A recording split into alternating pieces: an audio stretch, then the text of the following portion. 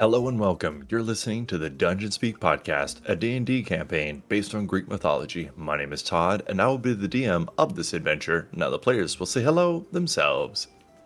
Hello, I'm Macy. Hi, I'm Dylan, and I'm playing. Miranda, I exist. Hello, my name is Becca. Hi, I'm Kevin. I'm here too. So, as you have noticed, things have gotten a little different. One of the beauties of being a DM for a game is that you get to impose your happiness on others without them actually getting a choice. And it is so great. I don't know how much these guys love quizzes, but I love them a lot. And now I'm going to force them to take another quiz. But this one, it's not competitive. You don't get inspiration for answering a bunch correct because there actually is no real correct answer. Unless you're Dylan, then you'll find an incorrect answer somewhere. So these are purely questions to get to know everybody. Don't worry, Macy. I'm going to start this one off so you don't have to worry about it. So these are questions that are going to help us get to know the players a little bit better. You don't have to explain your answers all the time, but if you want to, go for it. Like if there's a question that says, "Do you like pizza?" and your answer is no, don't explain. There's no need for us to know why you have shitty opinions. But if there is a question where it's like, "Have you ever been hang gliding with a tiger?" and you say yes, I want to know that story. Like, I'm invested. Let's go. I'm gonna go ahead and start this off. And the question is, are you afraid of death? And the answer is no, because I have quite enjoyed my life. And man, I've had a great fucking time. I know where I'm going. Let's go. The next question is, Macy, do you like going to the movies alone? No. I feel that. Fuck that shit. I did it once and it was terrible. Actually, That's I think I fair. told Miranda about that. Yeah, you did. Yeah, it was bad. Oh, I gotta get I think used you to told his us all names. about it. I don't That's think 'cause it I've was heard so this story, shitty. actually. Oh, that's really bad. I gotta remember to keep my mouth shut. Dylan. Oh boy. Okay, there's only one answer here, just for the record, but do you think video or computer games are childish? No, That is the damn right answer, sir. I play with Legos. What the fuck do I have an opinion on? That's right. Miranda, Howdy. do you meditate? Do I meditate? No. Yeah, I don't. No, I can't. Is that like a yoga thing, or just where you sit there in quiet contemplation on the back porch looking at the mountains, wondering what you've done? I daydream. That's where I get like a shit ton of ideas, but actually sitting there and doing like the meditation thing, I have the mindset of a squirrel. Yeah. So, no. Like pretty much everybody here has that same opinion, so that's fair. I'm not gonna fault you. Becca, are you saving for retirement? No. Oh, who's next? Damn it. I think this one would have been good for Becca. All right. Hey, Kevin, Aye. do you feel obligated to help your fellow human beings? Yeah, that's a hard one. Oh? Because on one hand, yes. On another hand, no. That's a mixed bag. I don't think that you can quantify an answer to that with a simple yes or no. I think it depends. I think it really depends, because like some people put themselves in situations they shouldn't be getting your help. Oh, exactly. It's like the whole leading a horse to water thing. Yeah, it's like, hey, if you've dug your grave, I can't put the dirt back in it for you, bud. That's damn right. So that's a no. Yeah, I'm gonna say no. What the fuck? Oh, Macy. Are you a snob about some things? You could say yes. Snob, like, I don't know. Honestly, I don't know. I'm pretty sure I am about some things. Are there things that you have higher standards about? I guess. Oh, yeah. I don't really know if that counts, but is being picky on food count, really? No, that counts, but you get to be because you're paying for it, right? Yeah. Yeah, be I'm the just snob, really lady. You sensitive put that to money food down. texture for some reason. That's why some people don't like oatmeal. That baffles me because I think oatmeal is great. It's iffy to me. Oatmeal? Yeah. I mean, I don't mind it. It's just, it's a little weird, but I can withstand it. There's just some things for some reason it makes me really sick. Yeah, it's fair. All right, Dylan. Do you like to wear a Halloween costume? Yes.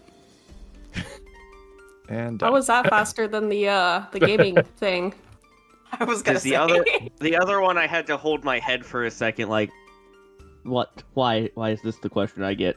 Whereas this is like, oh yeah, definitely.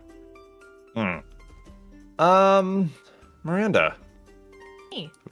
do you believe that everything happens for a reason? Ooh, yeah. In retrospect, I would say yes, Mm-hmm. but I also want to say no because you can control your actions and you can control your reactions. And surprisingly, you have a lot of control over things. But in the end, it's a weird one. I agree with you because, like, does everything happen for a reason? Yes. Why'd you get hit by a car? Because you stepped out in the street. But I don't know. Like, it's a yes and a no sort of situation, in my opinion. All right. I'll agree with you just because it's your question. Thanks. I appreciate you. Yeah, here to help, kind of. Becca! Oh, fuck. Hold on. Don't answer this quick. Miranda, we're going to bet on the answer. You ready? Oh, I'm so ready. Do you give in easily when pressured? Okay, I think I know what it is. No. I was gonna say my bet was no. Yeah, no. Becca, like, hands down. She's like, go fuck yourself. I'm right. I'm very stubborn. What? Becca stubborn? Nah. True. We're friends. Kevin, is Mhm. art important to you? Yeah, for sure. I really like art. I've got many pieces of art in my room. For sure is what I say when I'm lying, but all right. Oh, no. Positive yes. Confirmed. Absolutely.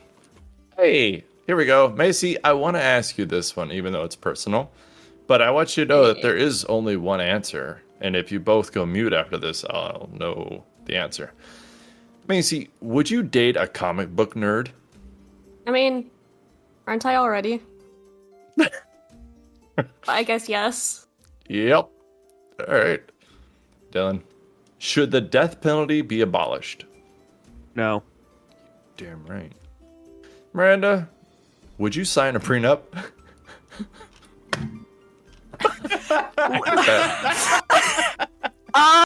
Okay. Y'all don't even know. After the experiences I have had in the past, yes, absolutely. Really? All right. Yes, I have learned some lessons, let me put it this way. I have not. I am what you would call a slow learner. I like to make the same mistake a good 3 or 4 times just to be sure. Becca! Mhm.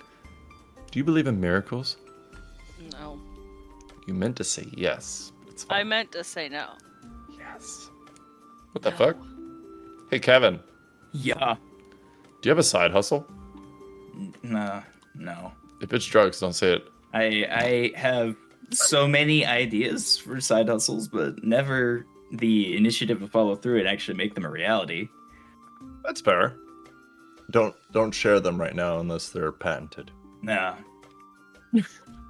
Oh, yes. Macy. I don't like the sound of that. Do animals have souls like humans do? Yeah? Yeah? I figured you were a person to ask. Why? Because you have a really, really, really big heart. Dylan, are you a pet person? Yes. For those that don't know, Dylan owns a zoo. No, I don't own a zoo. I own 5 cats and a dog. It's a lot of It's fucking not. cats. It's a lot of cats, but I don't have the lizard, snake, turtle, crawfish, and everything else, though. Waiting for that goddamn snake. You cut I out was for almost all of that. I was Oh. promised a snake. Ooh, ew. Miranda, Me. is it possible for your partner to be too ambitious? Oh. Okay, that's fair. Becca, do you like loud concerts? No. Yes, thank you. Fuck that shit. Oh, here's a fun one. Kevin. Yeah. Do you like word games like Scrabble or Boggle? Not really. I've never played Boggle, but when I see it in movies, it looks fun. I like to like weigh in on one person who is playing a word game. Just like look over their shoulder, try to guess a word, and then walk away. That's about as far as my interest lays. If you know it and they're struggling, will you like laugh a little bit or point? I will chime in with a completely wrong answer and then watch as they get confused and then I'll walk away. That's fucked up. Yeah. I like to sow dissent, but I don't like to stick around for the consequences. That's fair. Macy, do spelling mistakes annoy you? No, because I make them all the time. Do you? Yeah. Oh, well, actually, no, there are some times that they do annoy me. But I can't really Oh. say much because I do it all the time. Have you ever heard that saying, do as I say and not as I do? Yeah. Just say it. It's fine. Yeah. I do it to Miranda all the time. It's fine. You do it more so with punctuation over actual spelling mistakes. Look, it helps understand the flow of the conversation, okay? If it's a Okay. question, put a fucking question mark.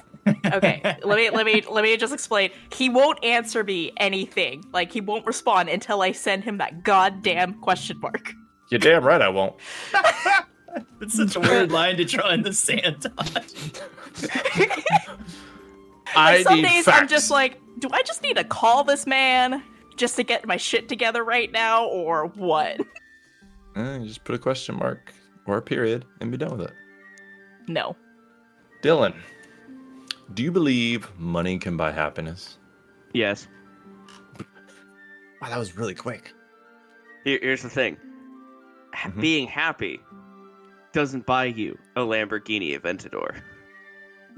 But being able to buy a Lamborghini Aventador would make me pretty fucking happy. I've certainly You never know- been sad when I've had money. Yeah. I wouldn't know, but I would assume I'd be happy. You could buy the exact car you want, which that's not even my dream car, but that would be a pretty cool car to own. Yeah. I don't want I've hugged my out car and myself. it's way cheaper. Yeah, so, also, money means that if something goes wrong, you have a backup. Yeah, that's 100% accurate. Because if my car breaks down, I'm screwed. Mm. Then you can Yeah. get that Lamborghini. I Sure. mean, she's not wrong. Do they take IOUs? Yeah. Let me write you a check. Don't cash it till Thursday. Slips a Let- piece let of me- paper like, Let me pull a Deadpool and just go steal the most expensive vehicle I can. Where does Iron Man live? Miranda? Uh-huh. Your question is, do you ever eat in bed? oh, that's disgusting. Thank you. You get your Thank crumbs you. where you sleep? That's wrong. Hmm. This is why I respect you as a person. That is the Oh. only reason. That You is, don't yeah, I was gonna respect say her that as is a the only person. reason. Yeah, see? See? Thank you. You Mm. don't respect her. Don't you lie on this chat. I do. Okay, give me one example. Stop talking.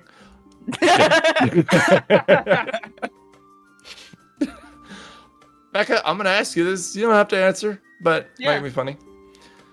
Do you usually pamper your partner? Yes. That's my pretty princess.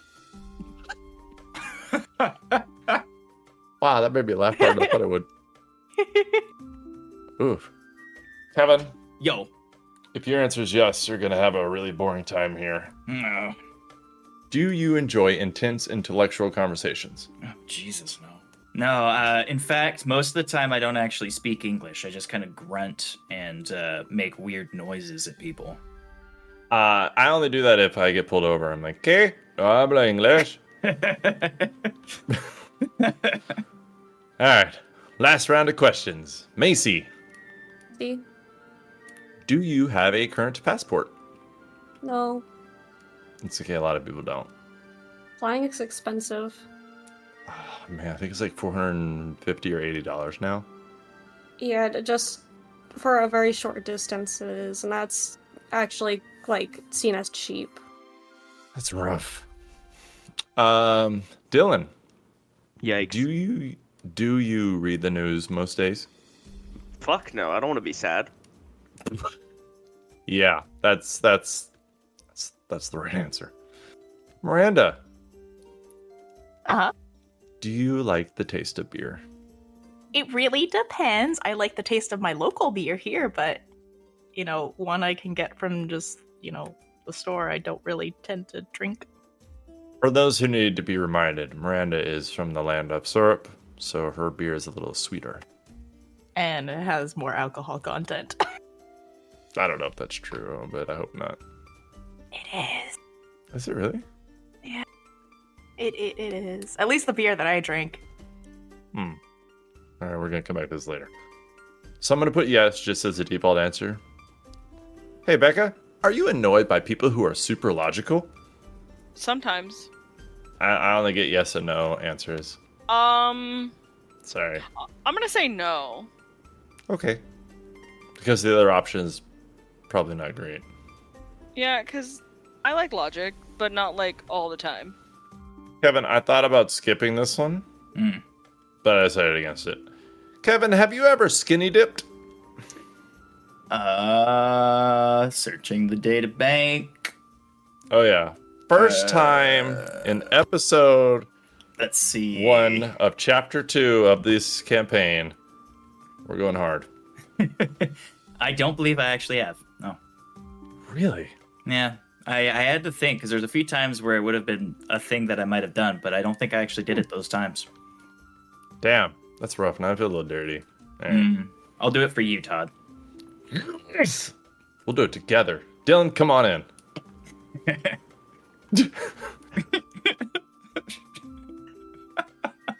What is happening? And getting to know them.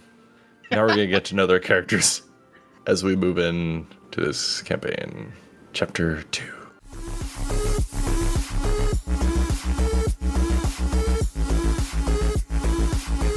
Hello, my name is Kevin, and you are listening to the Dungeon Speak podcast.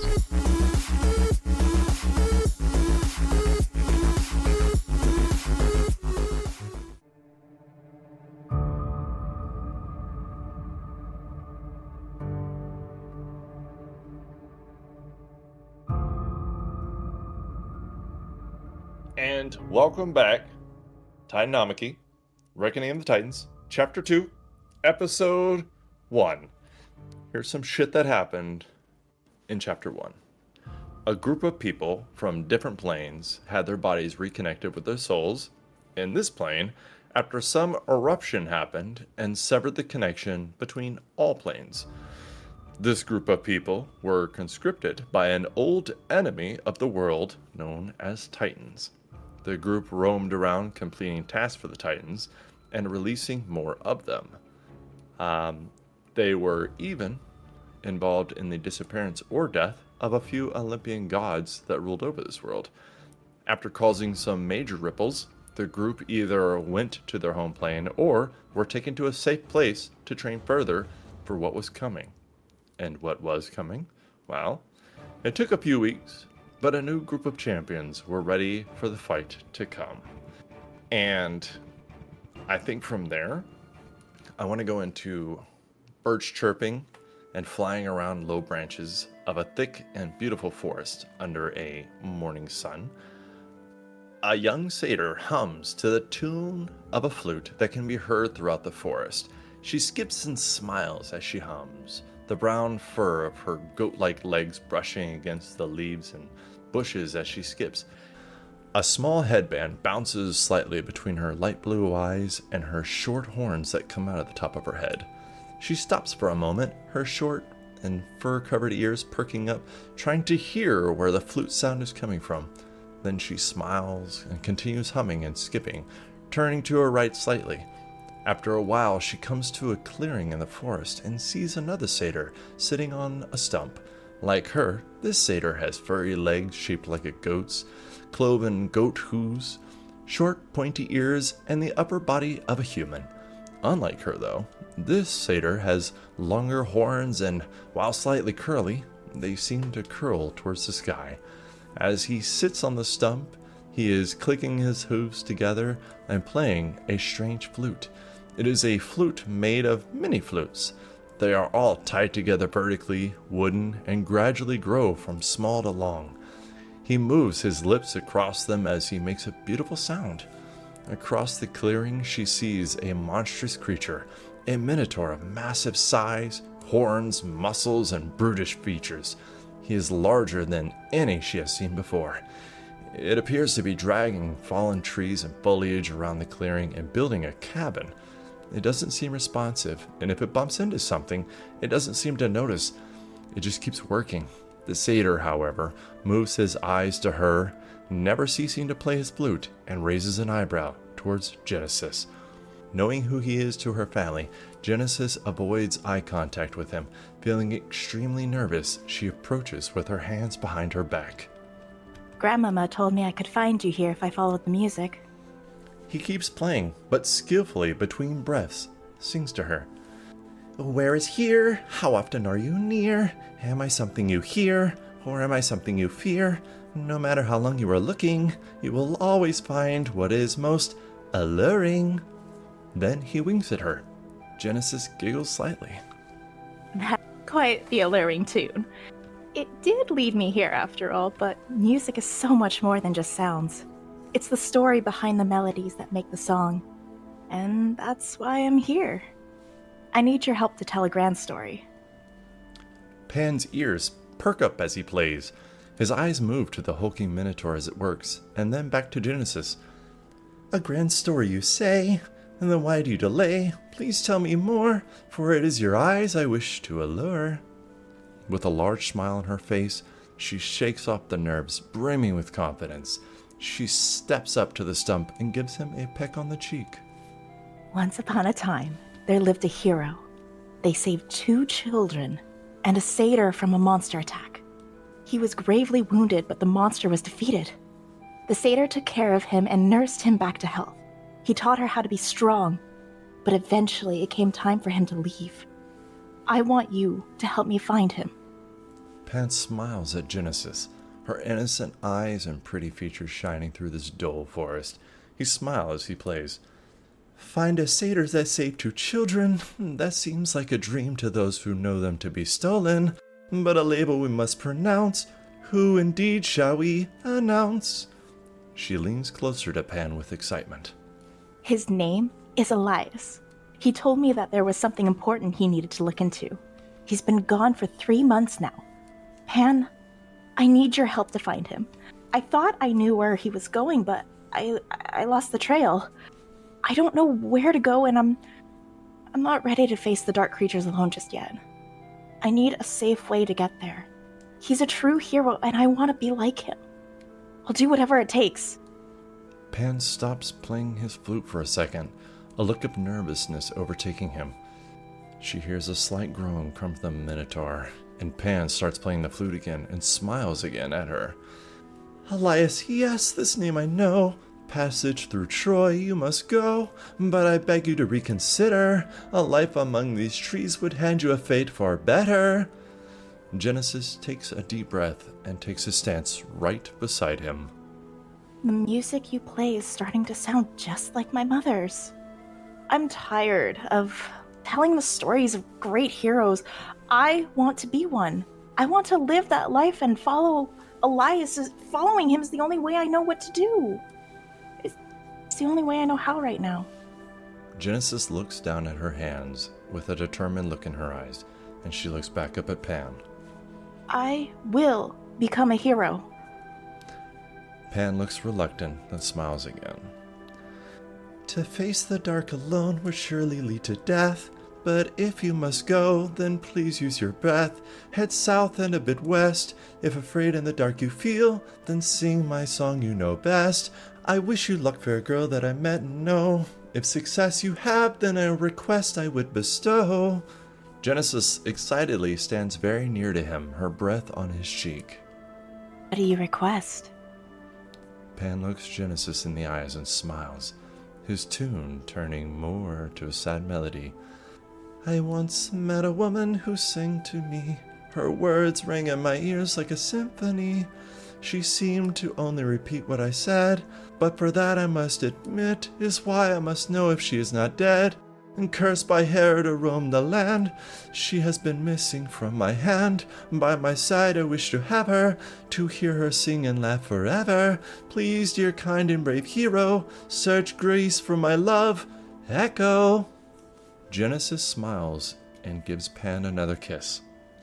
So you say? What a pretty name. But cursed by Hera, what a shame. I will make sure she is with you once more, to love, to laugh with, and to adore. With that, Pan smiles and turns his focus back to the Minotaur as he plays his flute. Genesis beams with a smile, looks up at the beautiful sunlit trees, and starts skipping southwest. It isn't too long before Genesis makes her way over a very large hill and sees the largest city she has ever laid eyes on. Its walls expand very, very vastly. She can see beyond the walls of this city is the Aegean Sea, water, endless and beautiful, the sun reflecting off of it.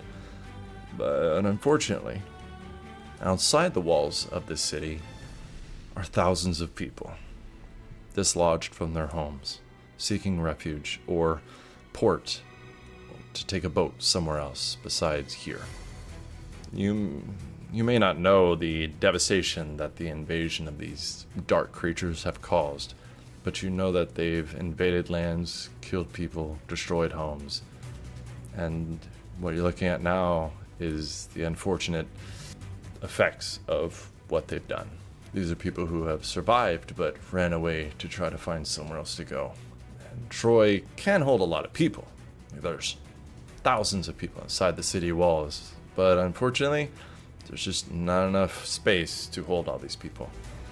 As you go and make your way into the gates of Troy, there are two things that probably stand out to you a lot.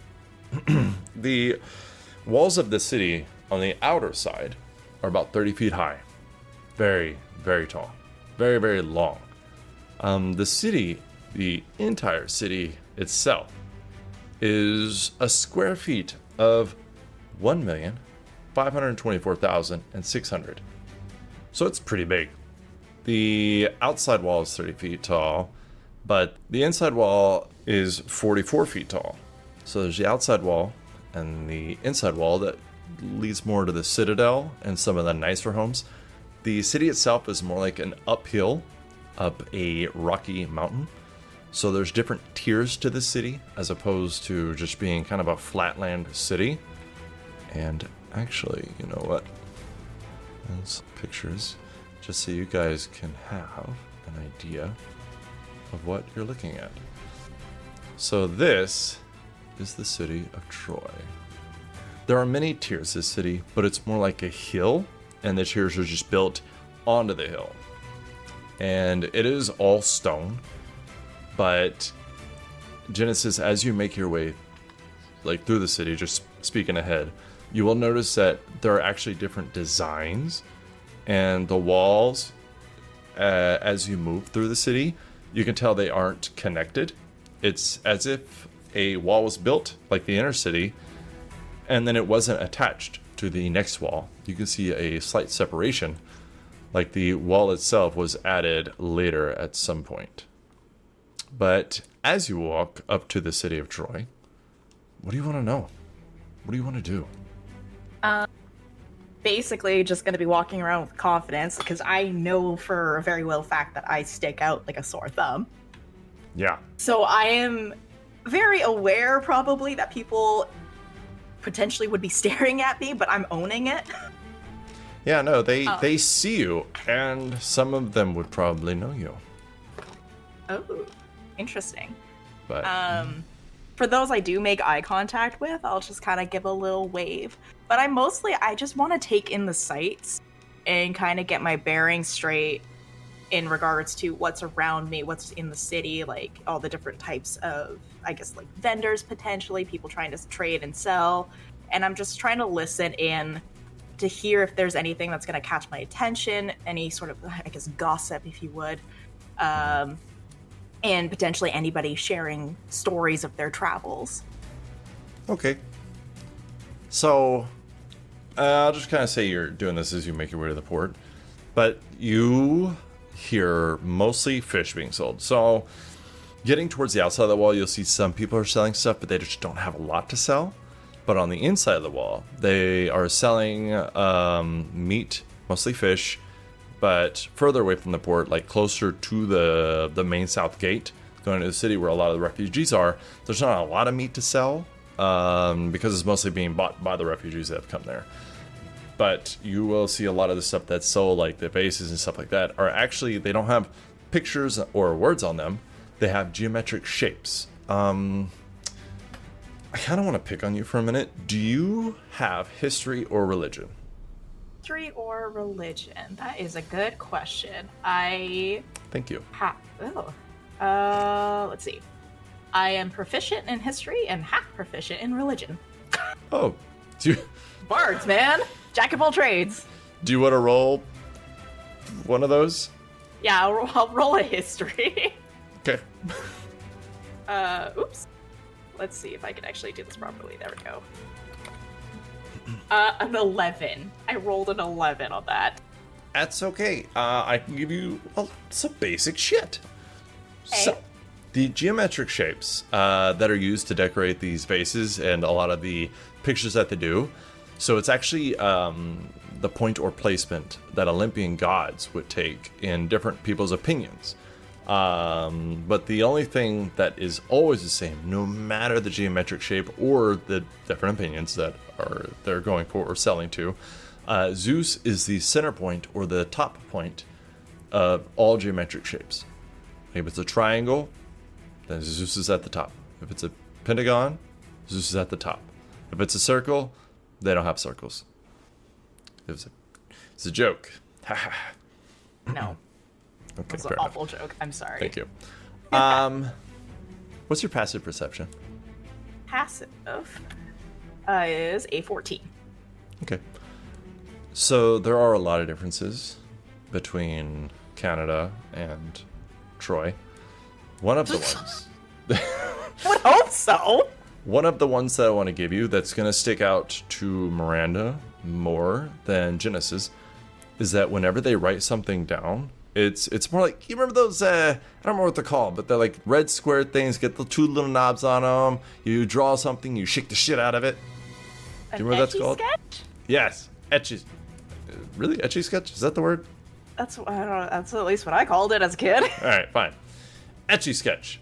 So they have like those, except for it's more of just rubbings, and they have slabs.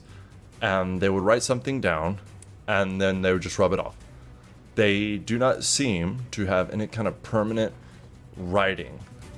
Like they don't have paper, they don't have scrolls. Just it's something of note. Interesting. Yes, yes, very interesting. Anyway, all right.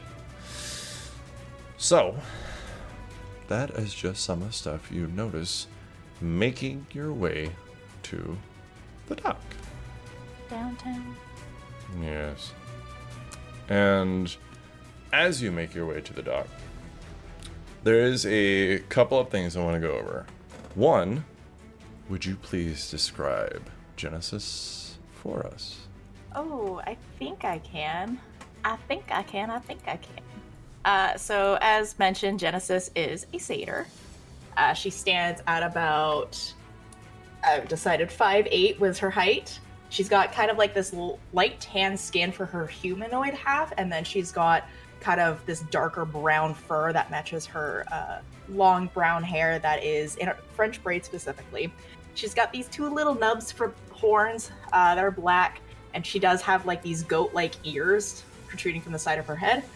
Her eyes are bright blue, and she's got kind of like more of a goat-like feature to her nose rather than a human feature. She wears a purple kind of like skirt that drapes over her legs, and she's wearing kind of like this black and purple chest armor piece trimmed with gold all over, and she's wearing this vine headdress with a purple gemstone in the middle, and she's got one bracer to match her armor on one wrist, and then she's got a leather bracelet on her other opposite wrist there, and then she's wearing a gold armband that is supposed to resemble vines, grapevines specifically, on her right arm. That's fair. So as you walk through the city, through passive perception, going through the front, people asked for money, people begged. It's up to you if you want to give them any. But I will make you take it off your character sheet, so keep that in mind. Going past there, into the gate, people are trying to sell you stuff. Most of it you don't need. They don't really have any meat. Like I said, it's mostly just decorative or collective, souvenirs, that type stuff. That's where you get to there. After you get past that, and you get more into the living part of it, you actually hear people talking shit about you, depending on how you look at it, because you are different. Walk through there, people know you, people recognize you. Like, you may not feel like you're some badass, but people still seem to have heard of you. Like, you hear somebody go, I heard she's a simple traveler, a storyteller, spreading the tales of heroes or villains. You might hear somebody else be like, she chopped her way past a minotaur alone. Maybe some kind of, jealous bitch saying, she rescued 2 kids from a wolf attack and turning the wolf into a cute rabbit. That's fucking bullshit. She's a liar. That's all she is. You just hear people saying things here or there. Well, interesting. I'm kind of just still, I don't want to say proud of myself that people are kind of talking about me, but I'm very much like, wow, people have actually heard of me. This is different. I'm not used to this. You get to walk through here with confidence. Yeah, so I'm kind of chest out, head held high. Hey, I'm still owning this right now. Yeah. And the morning sun beaming. However, who comes next to the city? A gentleman by the name of Andrak. And about 2 days northeast of where Andrak is now is where he first had the idea to make his way to the port city of Troy. It was worse than he heard or remembered. There were more people, more languages, more colors, and more clutter. He preferred the silence that came with traveling alone. Silence like the days passed. It was nighttime, not too long after dusk. Andrak sat on the ground, turning fish occasionally as he cleaned his armor. He had a small fire going, and a fish over the fire, on a cross spit. A bronze piece that stuck into the fire, and 2 arms on it that you could attach meat to, and it spread out to cook evenly. It folded in on itself and was a testament to the money that his shipmates had. This spit, like his armor, came from his old adventures. He had clean and sturdy armor, but it was a style that was out of its time. Next to him, leaning on another rock, were 2 axes and 1 sword, all of which were freshly cleaned and sharpened. On his right was a forest full of animals and absent of people. To his left was a sprawling lake, only about 10 feet deep, but about 60 square miles. He could hear and see fish breaking the surface of the water under the moonlight. Across from him was another sword, but it was leaning against a log. It was a long sword with a hilt wrapped in brown leather and a purple gem for a pommel. It preferred the feeling of wood. Like Andrak, they were both fans of nature. Out here was freedom, but not far was the Messenian Greeks. They brought culture, good food, and many different styles when they settled alongside the Anatolian people. It was all a bit much for Andrak, and clear nights like these reminded him of that. Andrak was relaxing, entranced by the fish cooking over the fire when he heard a voice in his head. A familiar voice. You're curious, aren't you? The invading creatures to the far south. Rumors about Greece across the Aegean Sea. We could go. You are strong and I am sharp. We are together. Yeah, but it is unknown to me what's out there. Treasure. Adventure. A way to be renowned. Renown is not what I'm after. You don't need to be after it. Think of all the people, even the ones here who've lost their homes. Across the sea, I've heard it's worse. We both have. Think of all the people you could save. You do have a fair point there. It is late, though. Traveling now would not be wise. The morning, then. Agreed. I hope we go. Hopefully we can find our way. And the next morning, Andrak makes his way to the city of Troy. Andrak, much like her, making your way to Troy, you see the same thing. Same morning. Is there anything you would like to do as you make your way into the city of Troy? He would try to keep his head low, but that does not work for him. The only thing, because he's used to the way of the old gods, the only thing I think that it's going to stick out maybe differently to him than Genesis is there is only one Olympian temple here.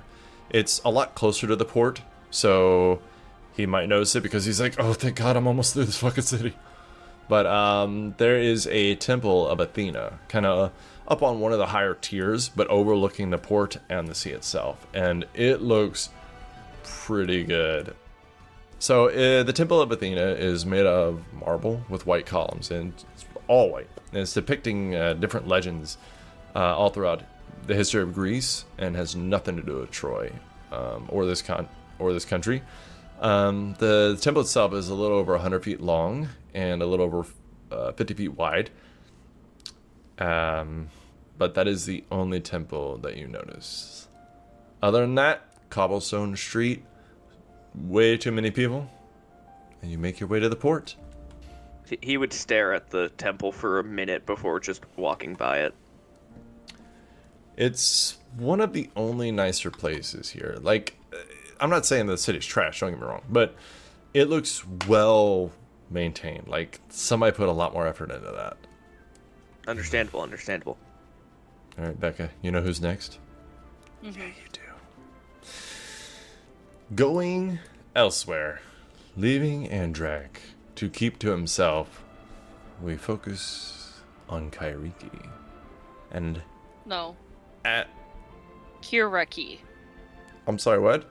Kiriki. Kiriki. Mm-hmm. Kiriki. Mhm. Fuck did I say? Kairiki. Well, don't put a fucking Y. Kiriki. Kiriki. Kiriki. I'll get it eventually. Just keep correcting me. Alright. Let's look on this beautiful, nice person. So, Kiriki, as this creature of wrath makes her way through the busy streets of Troy, her red eyes reflect her recent deeds. She was on the front lines of invading creatures. Her breakfast was accompanied by the cries of these dark creatures being shot by arrows, then blinded by the morning sun that they did not seem accustomed to. Her lunch was joined by the sound of blades slicing through thick hide, skin, scales, or whatever these creatures possessed. Her dinner was merged with the sound of men screaming and crying in pain as the day's fighting took its toll. There was a half-empty camp at this point. Many empty tents were behind a makeshift wall that was built on the border of a ditch. This ditch was decorated by many spiked logs. The only constant was Kiriki's ability to kill. The dead around her, and a lone man. Like her, he had no attachments in the camp. He did not speak much. The longest conversation they had was when he was sitting and taking meal near her. He pointed to a loose biscuit on a plate and asked if it was hers. He was tall like her. He used a long bronze spear, a large bronze shield, and leather armor with bronze studs. He had a hard leather helmet that covered all but his eyes and mouth. He wore a red cape under a round leather quiver and bow. She had seen many men fight. This was no ordinary man. She heard some of the soldiers refer to him as Tassos. She might hear that name again in the future, after he dies. Contrast to his bright and heroic pose was Kiriki. Heroic poses were for those looking to make a name or know that they can't. Spears and arrows are for those too weak to get mixed up in the fray. And red capes? No hero wears a red cape. Drawing attention to oneself with a red cape is asking to be a target. She was no target, she was not weak, and she was no hero. She was a messenger. She had many skills, but with an invasion of these disgusting and dark creatures, she was made the messenger of death, and she was very good at delivering. She is lean instead of bulky like Tassos. She has pale skin, loose black hair, and a chunk of white bangs, and usually is wearing a wooden mask. She wears a dark brown leather armor over a white tunic, and loose brown pants that are slit up the sides. A lot of her arms and legs are exposed, and a lot of the skin that is exposed is covered by scars. If anyone gets that good of a look at them, then they should consider themselves lucky. Kiriki carries two blades, two slightly curved blades, known as scimitars. She wields them and moves around demons like a ballroom dance. She is almost always covered in muck and blood, and she does not care. A recent night had a surprise with it. Kiriki was dragging the corpse of a soldier that died earlier in the day to the back of the encampment. She dropped the body and pulled out a small dagger. As she leaned down, she heard crunching in the grass. She calmly stood and turned around, gripping the dagger. Tassos stepped out from the trees, his shield on his back and his spear over his shoulder. His eyes were glowing a bright blue. He approached Kiriki, staying a few feet away. She hesitated, finding the blue light familiar. He opened his mouth, and it stayed open. Words came out, but his lips and tongue did not move. Tassos was blessed this day. He was a vessel. Kiriki, you've done well. You impress me with each thrust of your blade. However, these men have their own fates. Yours is now elsewhere, across the Aegean Sea, in the land of Greece. Something stirs. The infamous and renowned Sparta fell silent several weeks ago. No more prayers, no more honor. Find what is disturbing our followers. Kill these dark creatures. If any mortal gets in your way, then bathe in their blood. If any immortal gets in your way, then call my name. After those words, the blue light fades, and Tassos falls into a heap on the ground beside her. Kiriki, this city, these people, sitting outside the gate, begging, pleading, doing nothing to help themselves. What do you do as you make your way through the city towards the port? Oh goodness. Becca is not ready. Kiriki is a very confident creature. She strides around. She's roughly like 5'11", 6 foot. She's got like a slight hunch to her, as if she's ready to pounce. So most people give her a wide berth, especially because she looks like she's hasn't taken a bath in a while and smells like blood and rust and not great. So she was walking through the city trying to ignore these people, these children who aren't doing anything to better their lives but sit and wallow in their own pity. But she has a goal, and she was instructed to make her way to that goal, and so she's heading that way. Alrighty. So I described her bangs pretty well, but did I miss anything that you feel like people should know? Yeah, she is wearing her mask, so it's not easy to see her face. She always usually has that on, especially in large cities like this. But she does give off like a a bit of an aura of don't approach. Usually, like when you see like a wild animal, your instinct is not to go near it. So that's the kind of essence she gives off of do not approach. That's fair. I will say, because Kuriki is real friendly, I am going to give you information that she has that probably nobody else would know. Got it.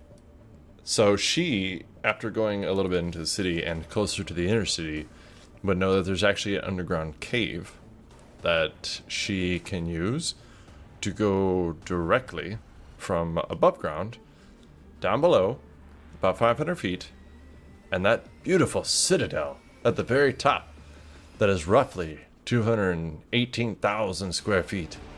She can go right up there through this tunnel. She knows a lot of the secrets of the city. And not because they're good secrets, but because, things happen. Will it help her get there faster, or is walking through the streets faster? Probably walking through the streets is faster, because the citadel is pretty far away from the port itself. Okay, then. That's just one of the things that she would know. Yeah, she's mission orientated, so Yeah. she's heading straight to the port. Do you want to talk about the person who's watching her walk straight to the port? I don't know. I do. You do? Okay. Yeah. Malachi. On one of the upper tiers of the city, not too far from the citadel, looking down over the main gate in the port, a man of dark clothes, dark eyes, and dark intent leans over a long and sharp scythe. He is looking down at the gifted people who have started making their way through the city. His black eyes watch them like a vulture watching a rabbit die. The slow sliding sound of the wet stone against his scythe as he moves it forward, lifts it up towards the beginning of the blade, and slides it back down again, is the only sound he hears. Behind him, sloshing sounds and yelling is constant. The corpses of animals are tossed into a wagon, along with buckets of blood that have been drained. The wagon will soon depart for the water in order to be dumped. This man looks around, his black eyes peeking out from under a heavy black cloak. He picks up his scythe and stands straight. He tells himself that he is going to that wagon. He is going to find out who these powerful people are. He has seen much, but a gathering of powerful champions usually means a legacy will follow. He's heard of a few. He wants to meet them. He tells himself all of this. Then out loud he mumbles, "You know what, Kevin? You do it." Going. He stands still for a moment, then takes a step towards the cart. There's a sickening sucking sound as a pig carcass that is just skinned at this point slides off the cart and onto the ground. A disgruntled meat cutter picks it up and throws it back on. While this is going on, the black leather straps under the heavy cloak bend with slow steps. The only thing shining on this man's dark figure is a unique dagger tucked into his waist. Another step. The man breathes deeply, 10 feet closer to the wagon. 20. He gets 5 feet away and quickened his pace. He reaches forward, slings himself onto the hinge of the gate, and clenches his eyes shut. There's talk in the background, but it sounds miles away. The sun is out and bright, but he feels comfortable under the heat. Blood trickles onto his cloak, and he doesn't notice. Then the wagon starts rocking as it starts moving and making its way to the port. After a few minutes, Malachi opens his eyes and sees people passing by as he rides down the slopes of the city. He hears the laughter of children, the selling of merchants and vendors, and gets a few disgusted looks. He smiles back at them with his dirty smile. He feels no pain. He gets close to the dock and hops off. He sees the peculiar-looking woman with red eyes and 2 scimitars standing at the end of the dock and looking impatient. He sees the giddy and smiling satyr that is just looking around. He sees the tall human in old-styled bronze armor looking stoic and observing details around him. Then he sees a man standing at the end of the dock and smiling at everyone. The man has tan and smooth-looking skin and has a beaming smile. He has brown and curly hair under a light blue headscarf that trails off to be loose fabric about halfway down his back.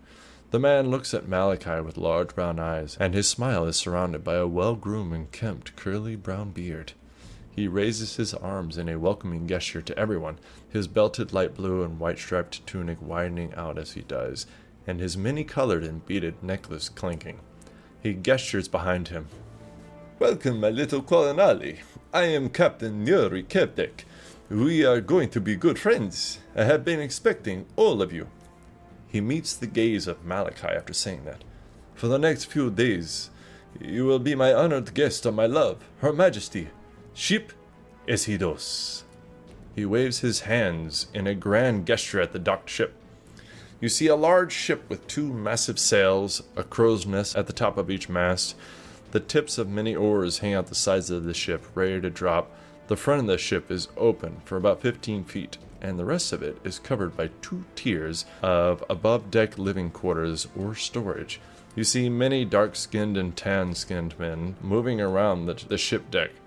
A few women and small animals, especially a few cats. The boat itself is brown with intricate carvings around it, but the sails are an off-white with a man painted on them. He appears to be an old man with a frog-like face, greenish beard, and with a body covered in algae and muck. Andrek, as you are at the top of this dock, standing in front of this man, please describe this towering, armored figure. Oh boy. Standing at 6'5", clad in bronze armor with brass inlay to give it kind of a golden sheen, Andrak currently has one hand tucking a helmet under his left arm and one hand carrying a large silvered blade with golden highlights. The purple gem on the pommel almost seems to glance around. He wears a red cloak that kind of trails behind him with each step, a leather-strapped belt with various bronze pieces riveted into it to added protection, shin guards made of pure bronze with brass highlights, and he wears a traditional pair of very old-looking sandals, almost like they'll fall apart with each step. He's very pale. He has scars all over the exposed skin you can see.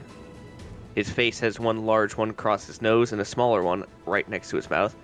His long brown hair that's crudely tied back into what's supposed to be a ponytail, and very almost mint green eyes, kind of just staring everywhere. Jesus, dude. That was a really good description. I'm scared of him.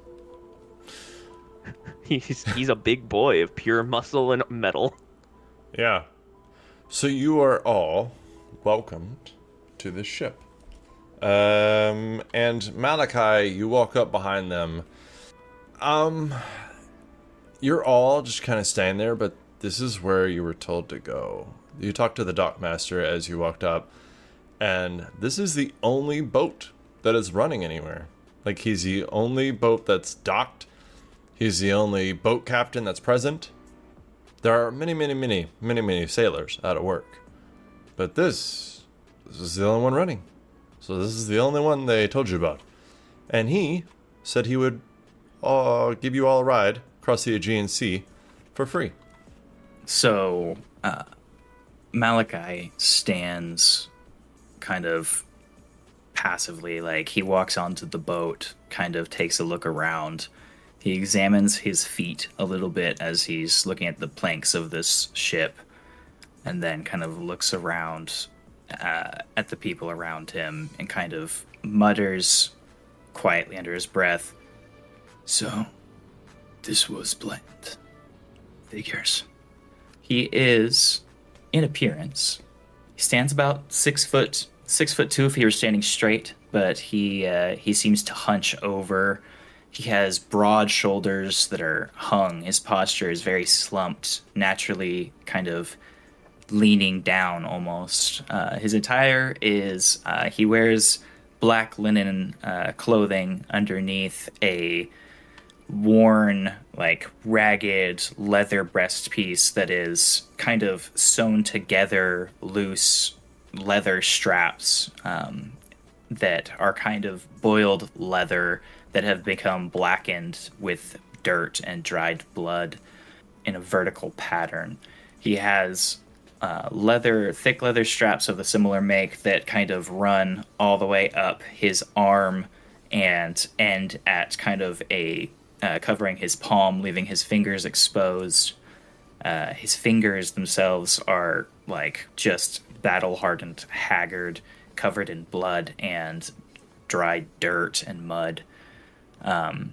Notably, he has over his back, shoulders, and a large black tattered hood and cloak that run down to basically just above the ground. The hood kind of follows forward, kind of in a poncho almost shape, in the front of his chest as well, covering some of the leather chest piece. And the hood is a heavy, baggy hood that hangs down over his face, almost concealing the top part of his face, which, in the right amount of light, can be made out as being pale, almost gray skin. He has a shaggy, short beard that is unkempt and filled with grime. His eyes, if you can see them through the hood's darkness, kind of are sunken deep into his head, and the color is like a brown, but it is so dark that it nearly is black. And then he is leaning as he walks upon his large scythe of a intricate design. A farming tool no more. This is definitely a weapon, and it is definitely seen use. He sounds dreamy. He's a great guy. All his friends love him. I bet he's the life of the party. Yeah. The captain will gesture for all of you to go on board. He will smile at you, Genesis. Oh, I have never actually met one of you before. This is very interesting. Thank you. Hey, welcome. I'm really excited to be here. Most people don't really see people like me, so it's really nice that I'm accepted onto this ship here. I really appreciate it. Yes, if we get hungry, you will come in handy. Wait, what? Ah! He looks at Kiriki. Are you okay? I'm fine. Are you okay? Not so much anymore, but this is okay. We will get along. We will be best of friends. You're right. Satyrs taste delicious. I You see, it's heard that. creepy, no? Andrak, he will look at you. Yeah, hero. Yes. I would assume. Yes, you look the part of a hero. You are strong. Rawr. He will kind of like gently pat you on the shoulder and look at Malachi. Before we depart, I would ask a favor, if you don't mind. A short little, just small favor. We trade. I have many friends. I have met many people along the way. But one of my people who works on the boat, he has a problem. If you could assist, I would be in your debt. Lead me to him. He will raise his hand and point to a older man. He's wearing like blue loose pants that go to the bottom of his feet and just kind of hang loose and look dirty and ratty. He's got a cover over his head and a bushy brown beard. He looks very skinny. He says, "This is one of my rowers. He has been here for a very long time. His name is Jasius, but he is paid. All my people are. I want you to know that up front, yeah? But his wife, and she pays for much that they cannot afford. He sends money home. So his wife was a little bit late because she went shopping, and she found out that she could borrow money, and she did it a little more than she should have. And this man, he threatened Jasius. He said, 'You give me more money, I'm charging you interest.' He is the renter, or he is the homeowner who rents out their home. These But he are charges- all facts that do not matter. What is he afflicted with? They stole and kidnapped his wife and daughter. I wish for you to get them back. This is not my mandate. No. I will trade friendship. Friendship that we could all use. Yes? He like raises his arms and smiles at you. Malachi stares him down and he just says, I don't deal in friendship. Do you Friendship is have good. any idea why I'm here? Do you? he looks down at the ground. Sometimes, but not right now. Then it finds like the only way to really find out where you're going is to explore. Explore who you could be, you know? But that's not the road I walk. He kind of turns and he gestures to Andrak and he says, Maybe ask the hero. Oh, he's definitely going to do it. He is a hero, but you need to learn to be one. You will join him, yes? Him and the goat lady and the creepy one. he kind of like wants to, I want to see if I can try and reach out to my patron to try and figure out if this is the correct path he should be going on. How do you want to do that? I think I'd like to roll an Arcana check. Okay. What are y'all doing while he's doing this? This man's clearly talking about you. Well, Andrak would be inspecting the boat. It is a very large merchant vessel for the times, and it looks very well built and sturdy. Is it well looks kept?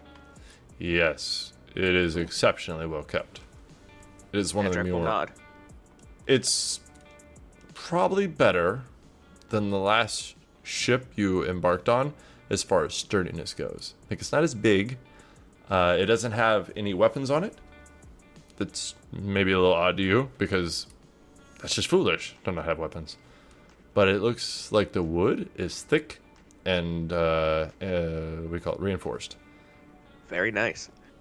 That's all he's going to be doing. He's going to basically be running around the deck of the ship inspecting the whole thing. People are just moving out of your way because you're fucking huge. If they don't, they'll just get knocked over. I rolled a 17 Arcana check. A 17. You feel nothing. He is pensive, kind of hesitant, and then he kind of looks back at the man and says, Okay, we'll see where this leads. Perhaps this is the road I meant to walk this time. The man passed his chest. He says, "You will feel something warm in here. Don't worry. It is good." Doubtful, but stranger things have happened. He turns to Genesis and Kiriki. "Ladies, please, would you assist? I would be indebted to all of you, of course." Assistant, what exactly? I don't want to say it too loud. And he like kind of walks towards you to be closer, and he leans in. This man, his wife, and his daughter were taken by the person who owns the home that they stay in. I wish for you to help get them back. You need Freedom. a hero. I do, yes. Well, sign me up. I'm excited. That does not sound like my problem. It is not, but it will make you feel good, yes? No. Yes. I'd agree with the horned one. Come on, you know you want to. You have this deep feeling inside that says, yes, do it. No. Okay, I think she will wait on the boat. You sure you don't want to, go out there and save people and feel that triumphant feeling inside? The only triumph feeling I get is from battle. And you What look if there's a like battle? you've seen grand battles. Small one. And you look like you've seen none. I've seen a battle here and there. Here and there. How old are you? You are but a child. You know nothing of heroics or helping people. I am in my mid-30s, thank you very much. You are a child. Ah, The guy just kind of stands there awkwardly, looking between you both as you talk. So, What is the Whoa. payment for retrieving and helping this man? the Other than one feeling heroics? happiness. good feeling that you've done good. This is the best gift ever. He's like beaming a smile at you. Yeah. It does not benefit me, so it does not bring joy or happiness. He is a rich man. If he argues, you may kill him. I'm not hearing a no. Well, I'm going. You could stay here all you like, and I'll take all the glory. We have two. The dark soul and the happy one. This is great news. Where is the tall one? He like looks around and just kind of like watches Andrak pass by, seeing the top of his head. And he just waits. Excuse me. Tall one, come here, please. He'll just stop like he was caught doing something he wasn't supposed to, and he'll just turn around slowly. Face Hello. has not changed expression. He is still as flat-faced as ever. And he'll just turn around and look him right in the eye. Yes, Would you like to go save some people? sure. Yeah, that was the easiest one so far. This is great. Alright, lady, are you sure you don't want to go? Last chance to feel good. Kiriki is going to look around at the group that has assembled at Malachi and Andrake. She's already sized up Genesis. I shall go, but mostly because curiosity. Yes, this is the best news ever. The bestest of friends. Look at you. You go, you save people, you go on a boat, you go somewhere else, you fight these. You talk a lot. Yes. I think he talks enough. Oh, okay, go. Here you will find him in the inner walls, just past there, on the second tier up. You will find him. You know? Who is the name of our target? His name is Victron. How do you spell that? Is he like an affluent member of the city? That does not sound like Kiriki. Because I was asking Todd, and that was Becca. I feel like you should have specified. If it doesn't, I gave a voice for a reason. I am sorry. Roll a history check. Thank you. Yes, ma'am. And can I get that spelling? No. Victron. Thank you. Yes, sir. Bad 12.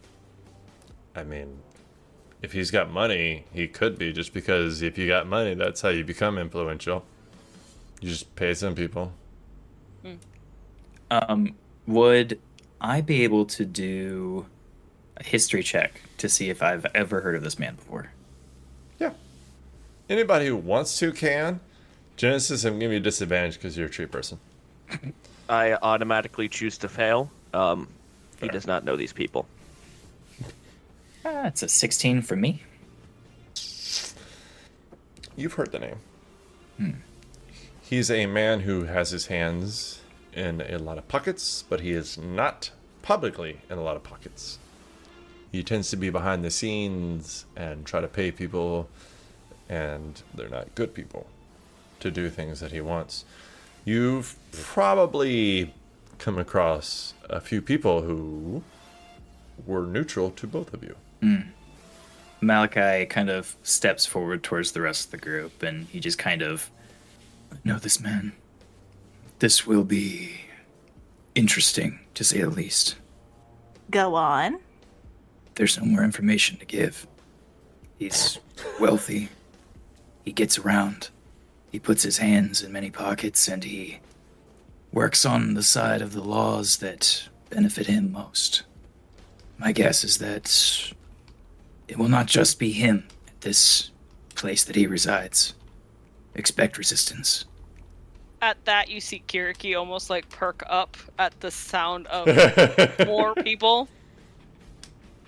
So we should probably figure out where they are first, scout the area out a little bit, figure out who our targets are, maybe plan an ambush? You boatman, you know who our targets are.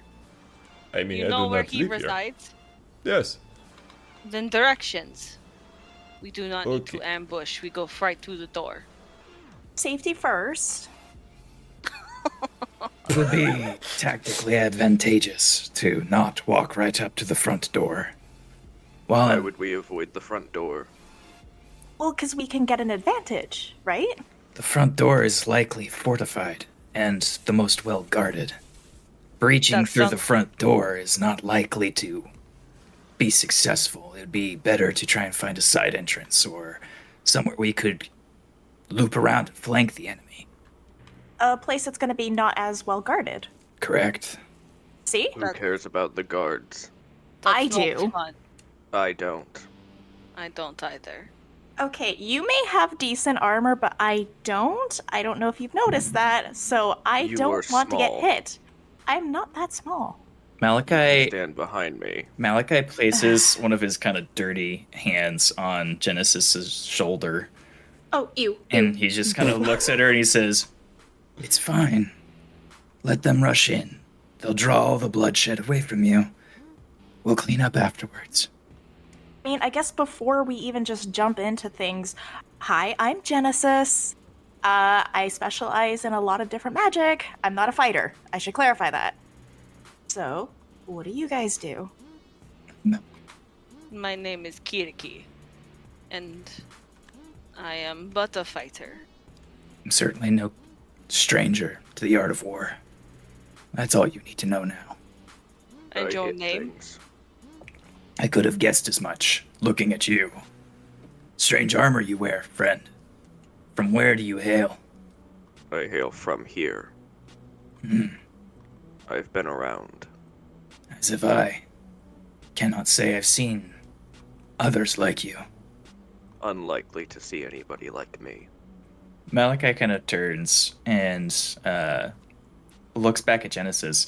Just now thinking about it, are satyrs a common thing, or would we have ever seen a half goat person before? So, it really depends. Because you're a terrible person to ask, because you, yes, probably. Gotcha. Andrak, maybe, No. or no. Kiriki, probably.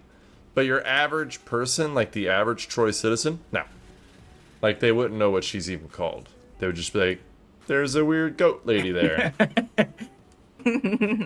Just some random. is that dinner? God. My god, the goats are walking now. That's how Wins. Andrak feels right now. When goats walk. Oh, shit. Cool. Then Malachi would just kind of like look her up and down and then passively look back away. Are we leaving soon? Is there a reason to wait? No. Excellent. He begins to move off of the boat back into the... I'm sorry, I didn't know who you were talking to. Are you talking to me? No, I was talking to the rest of these people you've lumped me in with. Oh, you're welcome. Friends, yeah? I don't know these people. You Wouldn't do call not? us friends just yet. Of course you are. Look at you. You're the bestest of friends. We're sure something. We'll figure that out when we get there. Did he actually give us directions to where we're supposed to go? He told you where to go, but I mean, you can ask, and he'd be like, you go up here, you get to the dock, you take a left, you go up that street, you take a left, then you see the gate to your right, you go through the gate, then you take a left. Then you want to go about 2 streets down, and then the building will be on your right. Yeah? I think Go. follow. Sounds reasonable. Simple enough. Yes, don't buy anything. So, shall we? Are we ready to venture off together? There's no point in waiting. Let's get this over with. Excellent. And we head out. I guess. So you guys make your way through the streets of Troy. So on this side of it versus going through the other side of it, there's no begging here. It's just people who are looking for work. A lot of people who want to leave, but there's just no boats besides the one. There's people selling stuff here, but not much. Most of everybody here is preparing stuff, like they're scaling fish or fixing nets or mending nets or mostly stuff to do with fishing. maybe building a little bit, like building masts for boats, because those get fucked up pretty good bit, or just building spare parts to store on boats or sell to boats, so that they can come into port, buy a quick repair, get the fuck out. As you make your way through there, you can see once you get to the inner city, there are guards, but they look at you guys, kind of see that you're not too bad off. Like, they do keep an eye on Malachi and Kiriki, but they don't stop you. They just look real hard at you. Genesis, they look at her, and then they're just kind of like, eh. Andrak, he looks like a hero, so they just don't say anything to him. But a lot of the people here, you can notice the difference of is their signs of like wealth in this part of the city seems to be in accessories, like rings and necklaces. Most of the people in the lower city, or outside the inner side, or outside the inner wall, and especially outside, they had no necklaces, no rings. Inside the inner wall, you can see they'll have like 4 or 5 or 10 necklaces on. Like, they just seem to be stacking necklaces, and they'll put multiple rings on each finger. Like, this is how they're like, check me out. I bling, I snap, and I clink. I'm fucking throwing down in this bitch. So yes, that's the difference there. But you eventually do make your way to a building. It is mostly square, but it kind of angles inward at the bottom.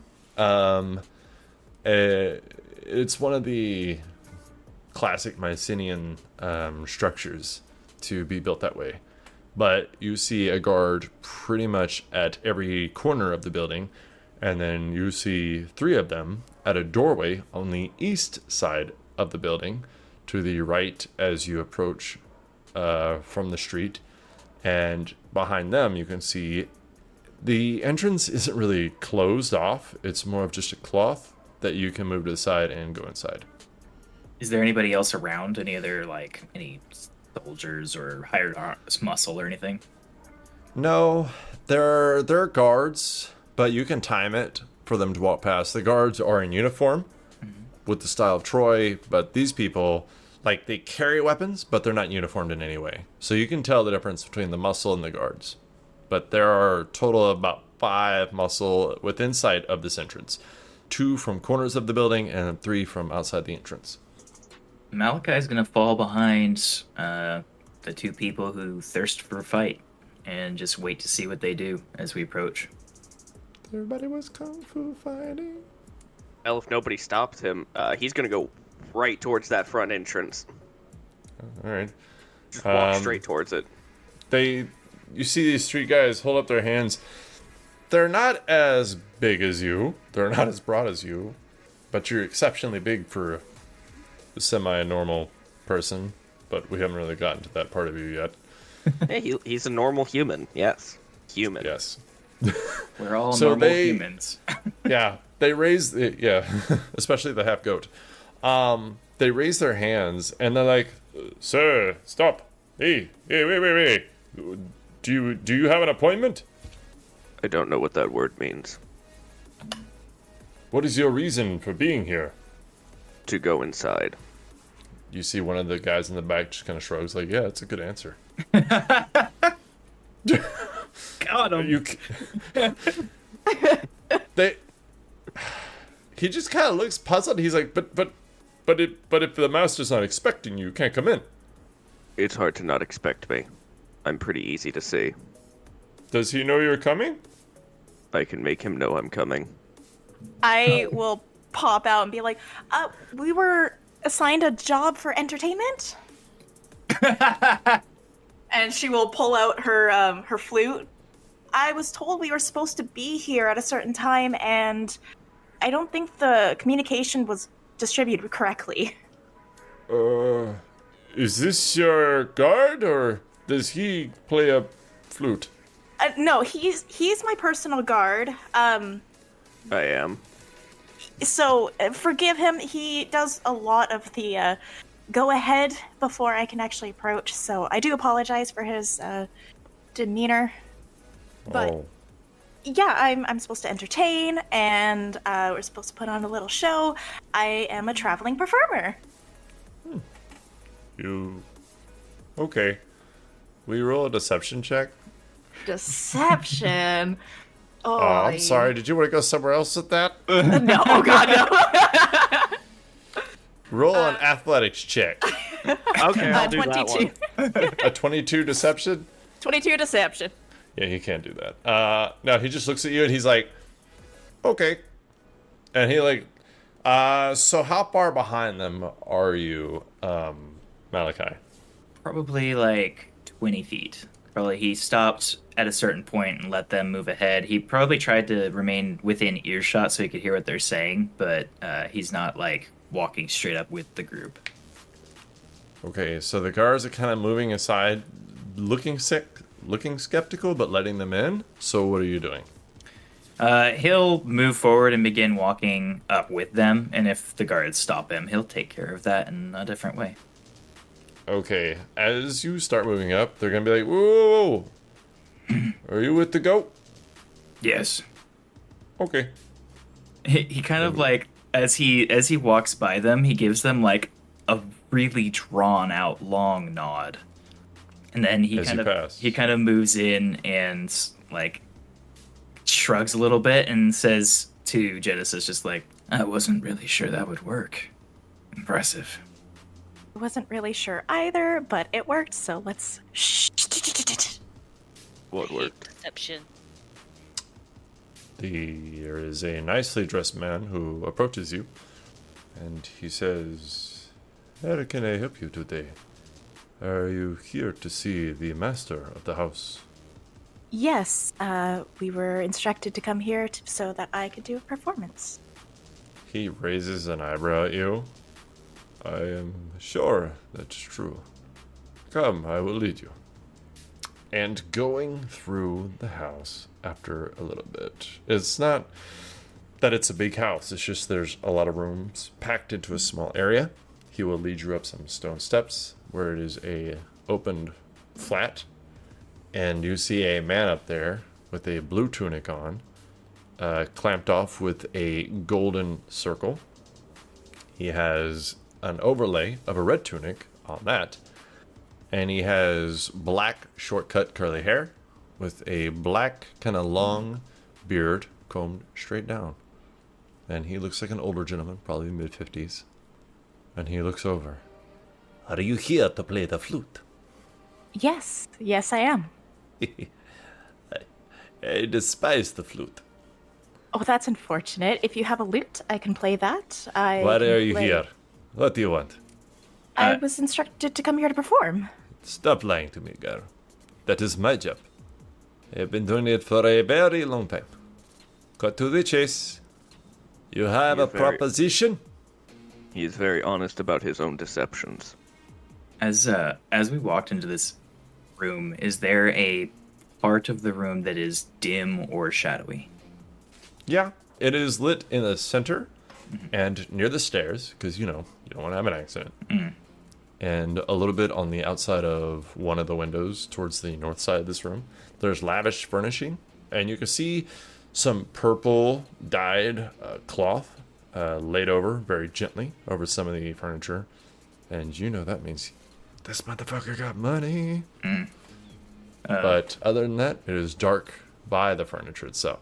Bringing up the rear of the party as we're walking in, Malachi splits off when they go up to talk to the guy and kind of goes into one of the shadowy areas and stands still to listen. And as he does so, he just melts into the shadows, becoming invisible. Is that a melt that requires a roll?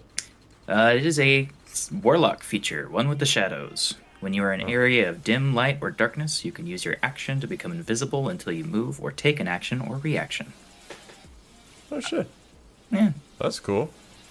It's going to be annoying. All right. So,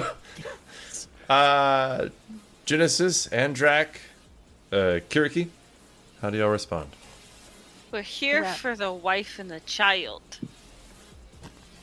He raises both of his eyebrows and he's like, an honest woman. I don't like it. And I don't No. like deception. I see that. The answer is no. I wasn't No what? asking. Do you offer money for them, or did you just expect some kind of kindness out of my heart? I expect you to give them up, or you will die. Little thing, you must understand. Your threats mean nothing to me. That's fair. I could part with them for, I don't know, 50 gold? Dee, perhaps you can do a little bit better. I apologize. You are correct. Oh no. 49. Come on, just a little bit better. Are you aiming for a roll here? Perhaps? Alright, go ahead. Persuasion? Or athletics.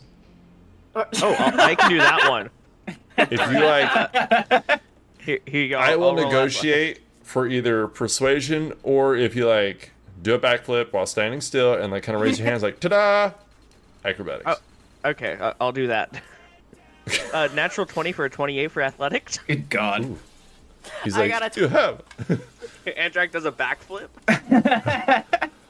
A spooky. Oh my one. god, you were serious. Genesis looks I was over like, not what the kidding. fuck? I rolled a 24 on my persuasion. I have no idea how to backflip, reflect though. or how to react to a backflip, so I'm just gonna be amazed that he did it. Yay! The man just watches that happen and is like, That 6'5" giant that Fuck. burst into your house just did a backflip. Weird flex, but okay. you bring strange company, girl. Okay. Your silver tongue and his flexibility is impressive. 40 gold. And you can have them. 40 is a lot, isn't? I mean, is there anything we could do potentially for you to bring the price down a little bit more? He smiles. You could trade. I am Trade. sure you have something I could use. I've got my flute, which you despise, so I don't really have that. I've got, she's gonna kind of like start going through her bag a little bit. I have a shovel. I've got this really nice candle. The guy Andrak just will looks puzzled. Andrak will step forward and just hand him 40 gold. Well, look at that.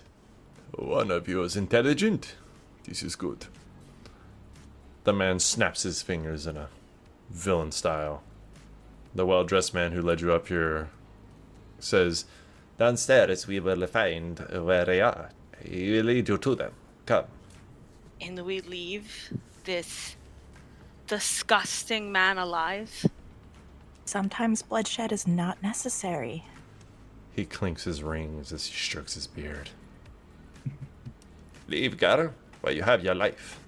Did you threaten me? I realized that after I said it, so I'm loading a stat block. Did we... Hold on, It's are we a little- being it's led a- to them? Oh, it's a little late. That motherfucker just threatened Kiriki. Kiriki is going to, and you watch as she opens like the almost like a water skin on her on her hip, and out comes this thick blood, and you hear her mumble, not even mumble. She says it with her fucking chest. Sanguis viscost, and she throws a blood spear. Oh Jesus. Okay, so do that, and if you kill him, then we just roll initiative. Yeah, 1d. Oh, first I gotta roll how much that cost. Okay, a lot. You know what? Valid. That was a lot of Well, we don't know what you're talking about. Yeah, that was a lot of blood. What does it cost you, Becca? From my blood pool, it cost me. I rolled a 1d8 for a first level spell, and it cost me 8 points of my blood pool. I just want people to know how creepy this character's about to be. I'm so prepared. I'm ready for this. It's gonna get deep, y'all. Shit just got rated R. Take us there. Holding. I mean, I guess we'll take a stab at it.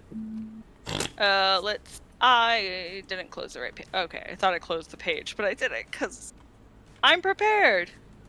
Here we go. There we go. That's the roll. Does a 25 hit? Sure does. And that does 7 points damage. I am sorry. It looked badass, but he's semi-fine. Yeah, but he's got necrotic damage now. Like, on his wound. What does that look like? Where does this stab him? Like, I mean, you have a really high hit, so it's wherever the fuck you want it to be. I want to, like, say, like, it almost pierced him in the gut, because he didn't take a lot of damage. It just, like, went right through his stomach. Oh, that's nice. You damaged his beautiful tunic. Yeah, he's covered in blood now. Blood and, like, this black goo-looking stuff. All right. Delicious. So now what's going to happen is we're all going to roll initiative. Whee! And if he goes, he's calling the guards. If he doesn't go, he dies. Because, you killed him. Or you could apologize. But I feel like that's not going to happen. Yeah. Don't see that as a result, no. What did y'all get? 15. I'm sorry, what? She has the higher dex. All right, so Genesis, well, I'm going to write down 16, but 16. And Drac, 15? Yep. All right. Kiriki? 10. 10. And Malachi? 5 with a natural 1. Strong start. Strong. I'm hiding in the shadows. I mean, it kind of makes sense. That's fair. All right. The dice tell a story. Nope. I'm sorry. Genesis. You get to go. What do you want to do, madam? Oh boy. Seeing the sight of the blood and what just happened before me, I'm like, what the fuck just happened? I'm going to take a few steps back and try to get myself out of anybody's range at this point, because I'm like, I don't know what the frig is going on. And I'm going to... God, I hate going first. Most everybody wants to go first, so I that's know, fine. I don't, because I like to figure out the momentum and the... Yeah. Anyways, I'm gonna You are cast... the momentum. Ooh. I'm gonna cast Dissonant Whispers at first level. What does that do? Oh, so I whisper a discordant melody that only one creature of my choice can hear within range. Rocking it with terrible pain, the target must make a wisdom saving throw. No. The DC is 17. Ooh. You didn't make it. Okay, so he's gonna take 3d6 psychic damage, but there's Holy gonna be shit. more. There's going I to be thought it was more. like 2d4 or some shit. I don't remember it being that. Yeah, no, it's 3d6 psychic damage at first level. And because he failed, if available, he's going to use his reaction to move as far as its speed will allow him to move. And he can't just move into, like, dangerous ground. So he takes 8 psychic damage. And what it looks like is she's going to kind of open her mouth and she's going to be saying words, but nobody else can hear it. And she's going to just kind of, like, draw her hand towards him and stare him down in the eyes as she does it. And her eyes will start to glow like a very faint purple. Oh, shit. Alright, yeah. He's going to, like, cover his ears as blood kind of starts trickling out. And his eyes are going to turn like a red veiny color as he backs up very quickly away from you. You're both very bad people. That hurt a lot. But I feel like this next one's really gonna hurt. And Bonus action. Oh, Hold on. I'm sorry. I apologize, madam. Bonus action for healing word. my bonus action. I'm going to Bardic Inspiration Andrak. Oh no. Oh boy. This is gonna be So- so bad. Andrak, you get an extra D8 inspiration die that you can use to one ability check, attack roll, or saving throw. Oh boy, a D8. Yeah. D8. So Andrak. Oh, I'm sorry. Is there anything else? Nope, that's it. Alright. Andrak, you see this man, roughly 5'9", 5'10". He's heavily armored by tunic.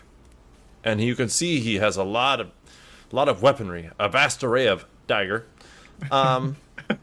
You feel like your odds are not good. You see blood all over his front end and blood coming out of his ears, and his eyes look like he's been smoking that good shit. What do you want to do? Andrak lowering the sword from his shoulder, this very, very much larger than average sword. It's about 5 feet long. It has that nice golden trim. And Andrak is just stepping towards him, slowly putting his helmet on. He doesn't want blood in his mouth. Fair. And as he gets up to him, he's going to rear back with his great sword. And he's going to swing the first time. This is about to go so bad for him. That's a 30 to hit? Good God. I'm Evan. sorry. What? Is that a nat 20? No. Almost. That scares me. And it's not a lot of damage, I will say. Okay, shockingly, that hits. I know. Shockingly? Oh, damn. I know. I thought the It's tunic a gave him shield, AC but nothing 30. else. I thought I wouldn't hit. That is going to be 15 points of slashing damage as he just takes the greatsword and slams it into the rich man's gut. Is he still okay. alive? So you know how you said not much damage? It's only 2d6. This dude's human. So you say not much, but that actually, like, as you stick it through his abdomen, you see his lights are going out. He's breathing very heavily. Blood is spilling all over the floor. You see a bit of the large intestine spilling out around the sword. I thought you were heroes. I was wrong. You kidnapped a woman and child. They are mine. Is he still alive? Not anymore. Just withdraw his blade and just flick the blood off in a fluid motion. You still have another attack, right? Yep. Is that servant still here? He is. Does he look like he's about to run? Wouldn't you? Does he look like he's about to run and go get the guards? What's your passive perception? 16. You're not sure, but if you had to describe what he was doing next, fear. Fear is his whole existence right now. So I will say, you are allowed to take your actions in whatever order you want. I don't know if you're allowed to split attack and extra attack, but you know what? For this instance, if you would like to say something and then either no or yes, take your second attack, you can. I'd like to use his bonus action to just try to persuade the kid to not run. Oh, this ought to be good. Go ahead. What do you want to say? Don't get the guards and you'll live. I think we see persuade very differently. Andrak does... He's decent at intimidation. You want me to intimidate? Intimidate. Yes, please. He's not great at it, but he can try. That's a 10. Don't forget the bardic inspiration. Oh, I will use the bardic inspiration. Why do you shut your mouth? I'm sorry. 11. It didn't help. 11 Wow. total. Okay. Here's the good news. He's a normal man. So actually the DC was 8. Yes. You're a 6'5", huge armored dude with a great sword. Probably should have gave you advantage, but that's alright. So you say that. You haven't used your second attack yet, but you could see a little bit of liquid running down his ankle. Oh, Jesus.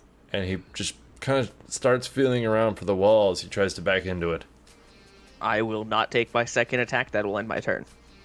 All right. I mean, that guy doesn't have a turn anymore.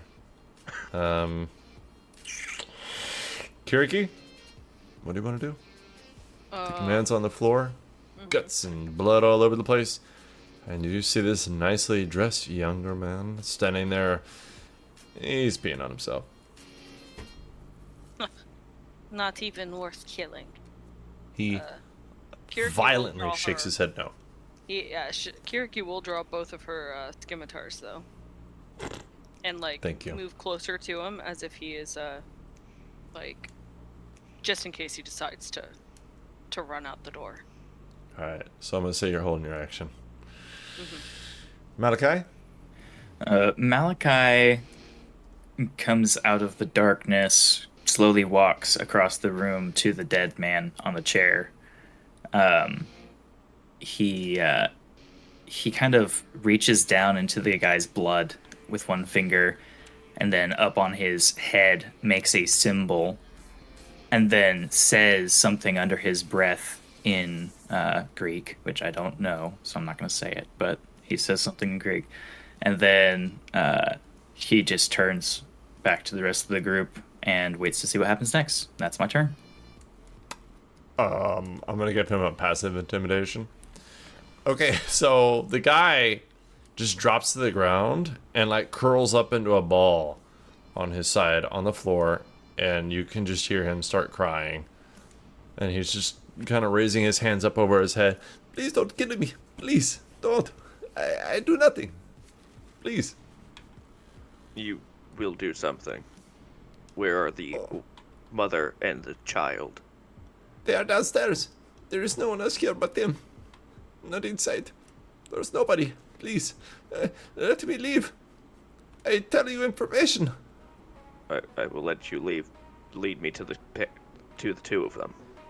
I don't want to get up. Please, just go downstairs. I will not do anything. I will stay here. Please. Well, guess he's going downstairs. All right. Andrak, you go downstairs, and you eventually find a woman tied up and a little girl kind of clinging to her. The woman looks older, dirty, disheveled. She's got brown hair, wavy. She's wearing like a brown oversized tunic or dress over her with a hood. And the little girl is wearing white raggedy clothes, and she's hanging onto her. The little girl has like green eyes, light brown hair. They both kind of stare at you as you come in. Tied up or chained up? Tied up. Like just rope. Okay. He's gonna set his sword down. He knows it's gonna piss the sword off for a little bit, but it's fine. He's going to pull out one of his hand axes and he's going to go cut the rope. Jesus. All right. The woman, after you free her, she just starts crying, and she like reaches forward and holds your arm, and just like puts her forehead to it, saying thank you a lot. What are y'all doing? The other y'all. I'm just along for the ride. I'm watching these other people move, so he's just kind of hanging out with them. He'd probably just kind of take up the rear of whatever, like wait for everyone to clear the room and then kind of follow them out wherever they go. Was there anything in the room with us other than the guy? Like, did he keep like anything in the room with him? Souvenirs. Wait. Why don't you do some check?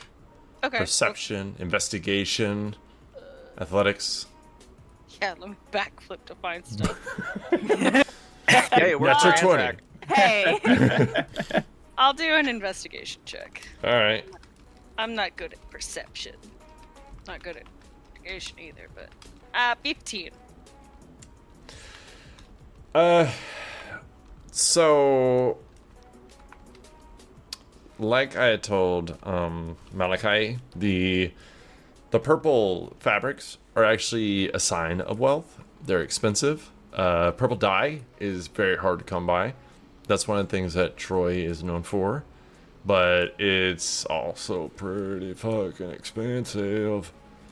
Other than that, you search around. You see on him, he has 7 rings worth between 10 and 20 gold. 3 worth 20, 4 worth 10. His necklace, not that great. It's mostly for show. And then you find under one of the little couches that are in there, one of the plush couches, you find a little box. And it has gold trim around it. Alright, I pull out the little box. It's locked. Okay, I pick the lock. Roll a sleight of hand check, please. Okay. As you are rummaging through this man's belongings and stuff, Malachi kind of is standing next to you, watching carefully, and he just kind of says, The way you people operate, it's starting to make sense as to why I'm here. Not exactly sure what just happened, but whatever happened, it happened. I can tell you one thing that happened. Kiriki found 220 gold. Ooh. Mine now. I also take his rings. That's fair. He stroked his beard and like clinked his rings. Kiriki saw his disrespect. They're hers now. Wow. If she keeps Nice. them, she may keep them. She may just chuck them off the boat when she gets there. Who knows? We'll see. vibes. Andrek up now.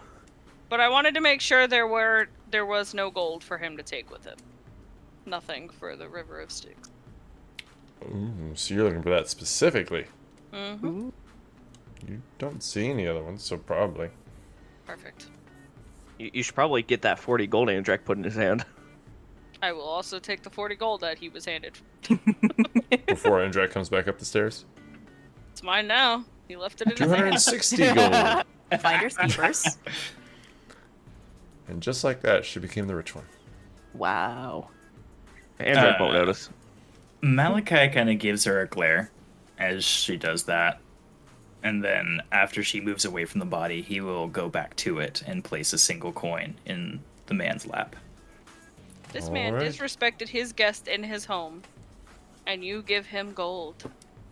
Is this Becca or Kiriki? That was Becca. Both. Okay. That was definitely Becca. Becca Kiriki never didn't see talks that. shit. Her passive perception is bad. 9. No. Alright, so Andrek comes back up the stairs. Y'all can see this older woman and younger girl behind him. They're I both looking will around. quickly approach. Are you hurt, injured? Are you okay? They shake their heads, no. And the little girl just hides behind her mom. Good, that's good. That's good. We're gonna take you home now, okay? She says, "Thank you." Of course, that's what heroes do. You see the girl smile. Andrek's gonna wipe his armor off on the dead guy's clothes. Hey, you find a piece of gold. He just looks at it for a second. And then he walks away from it. He does not care. That's fair. He doesn't even recall the fact that he just handed that man 40 gold. Kiriki also doesn't remember. Oh my god. Conveniently. Nice. She doesn't know y'all. She doesn't owe you your gold back. As if he'd ever get it back. Kiriki is what all the pawn shops are named after. All right. I would like to try to prevent the child from seeing the dead body, if possible. Oh, I mean, there is an Andrak in the way now. You did say you rushed up to her, so I'll say done. Okay. You weren't like, "Come here, little girl. Ha Look at ha. Have a this. cookie and look at this corpse." Delicious. Hey, kids, want to see a dead body? That's so fair. Every kid would be like, "Yes." All right. So you guys take the woman and the child to the boat? Yes, sir. Yeah.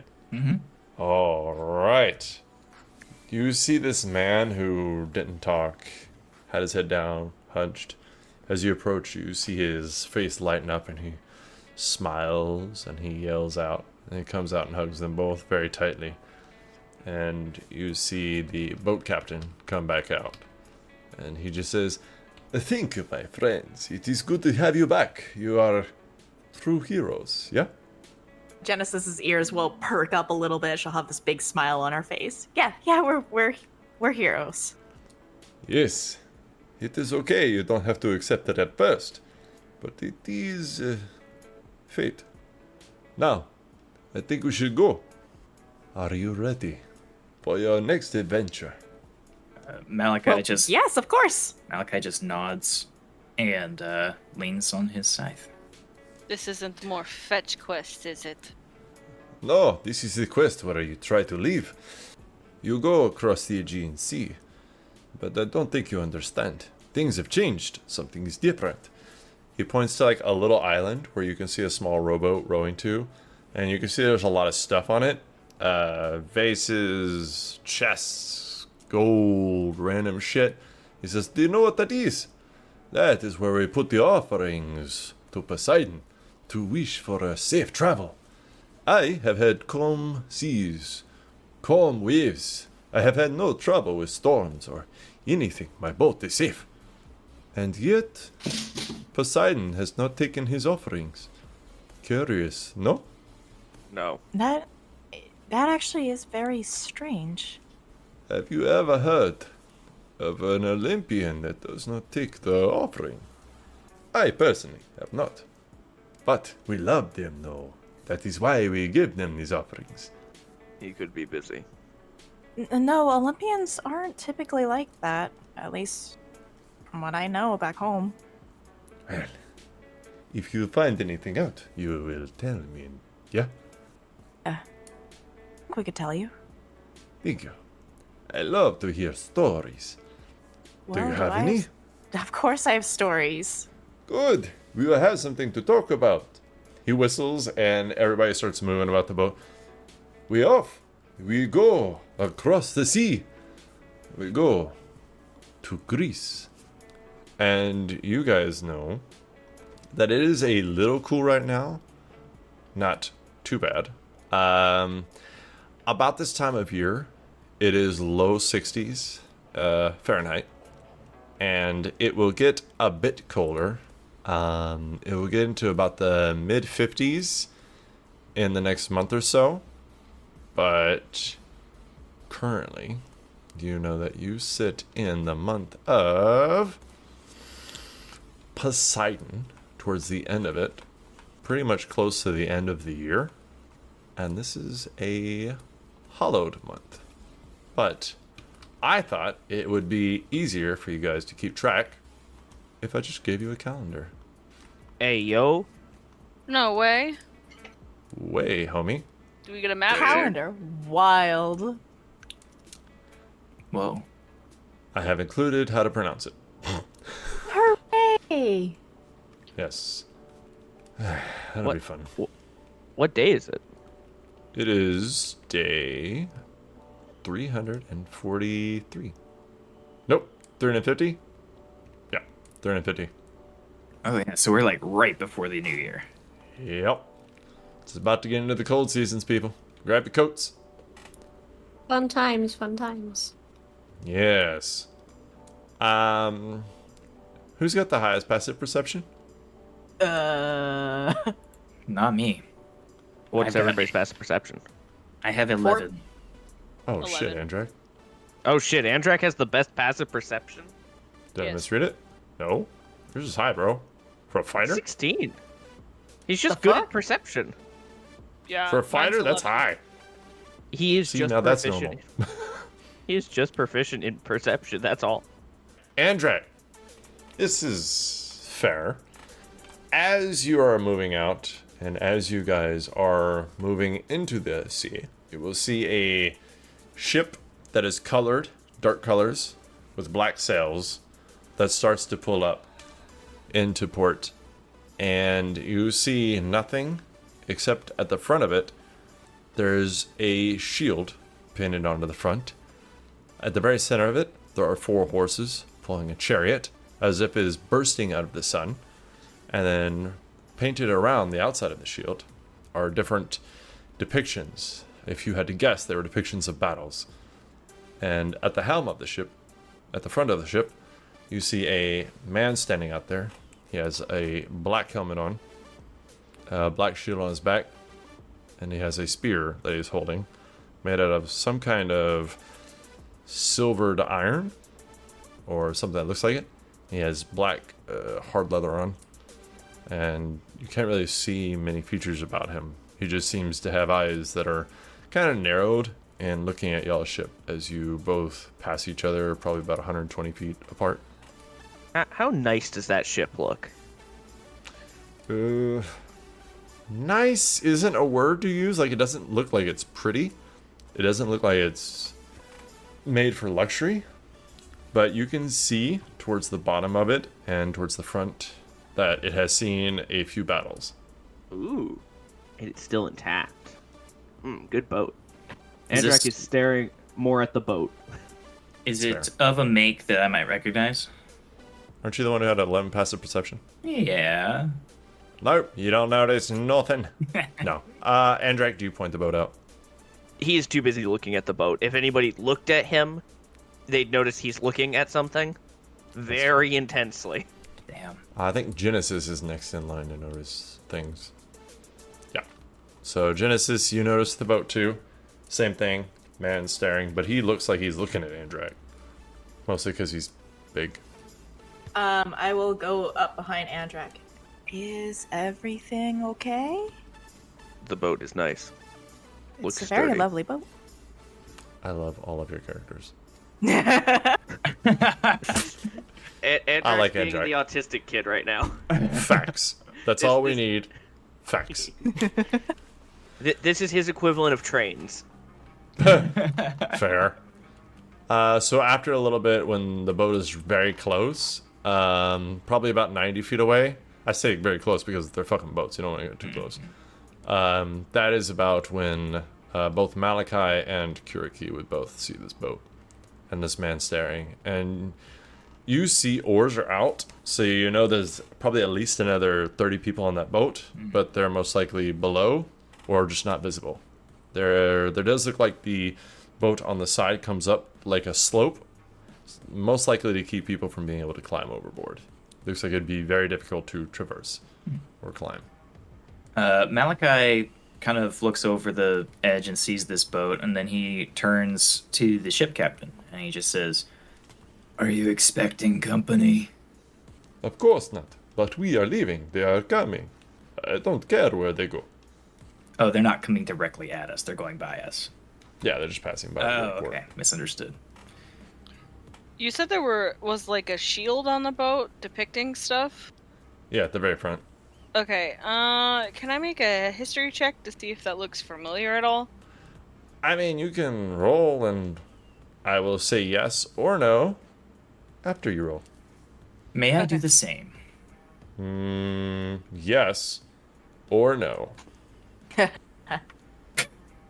Fucking Uh, 15. I haven't rolled anything above a 15 this time. natural 20. Oh, I 25. Sorry. Okay. Wait. Malachi, you have no bonus? I don't have a bonus to history, no. Amazing. That's magical as fuck. So, Kiriki, you're going through your brain. You're sitting here like, the battles. I know those battles. I've heard of them. Then right there, I've heard of that one. But I can't really think about. And then when you get to that thought, when Malachi goes, Achilles. And then it dawns on you. The warlord and the seeker to have his name renowned throughout the world decorated his boat in his victories. That is the ship of Achilles. Like Achilles, the actual, like the Achilles. Uh-huh. Shit. He kind of looks. He looks over and he says that, and then he just looks over at Kiriki, who's I imagine standing pretty close to him, and he just says, I suppose it's good that they're going the opposite direction. and then he moves away back towards the center of the ship. Is it curious that he's leaving where we're going? Or is it normal No, he's for him going to. He's going to the same place we are? No, I'm sorry. He's coming into port to Troy. Where he's coming from, I mean, it could be anywhere in the world. Mm-hmm. Okay. Noting that in my notes. Good job. Note number 1, done. It's at least note 4. Yeah, it's note 5. Hey, way to go, Becca. What? Ew. I'm kidding. Oh, no, I'm not kidding. Fuck it, we're moving on. All right. So you guys, after a few days, get to the northern side of Greece. How many days? A few. Like two and 3/4. 2 3/4. Okay. He I'm says, keeping track of the day. fair. He says, we are making port in Asphalis. It is a little north of where you're going, but it is saving much time. And, there's the whole invasion thing. And I've heard it is actually very bad over here. And personally, I don't want to die. That is an understandable recourse. Oh, that is good.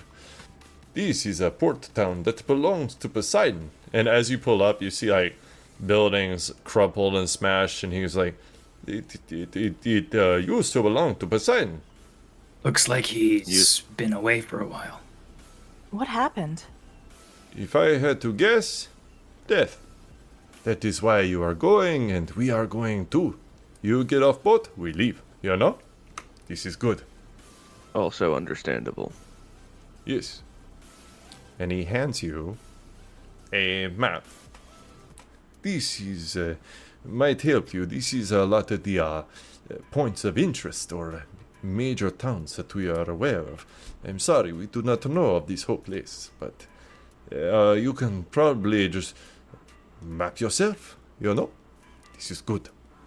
Who's taking the map? I'll take the map. Makes sense. He's going to turn around suddenly as somebody comes up from under the deck, and they're like, Captain, something is happening below deck. You heroes go look, yes?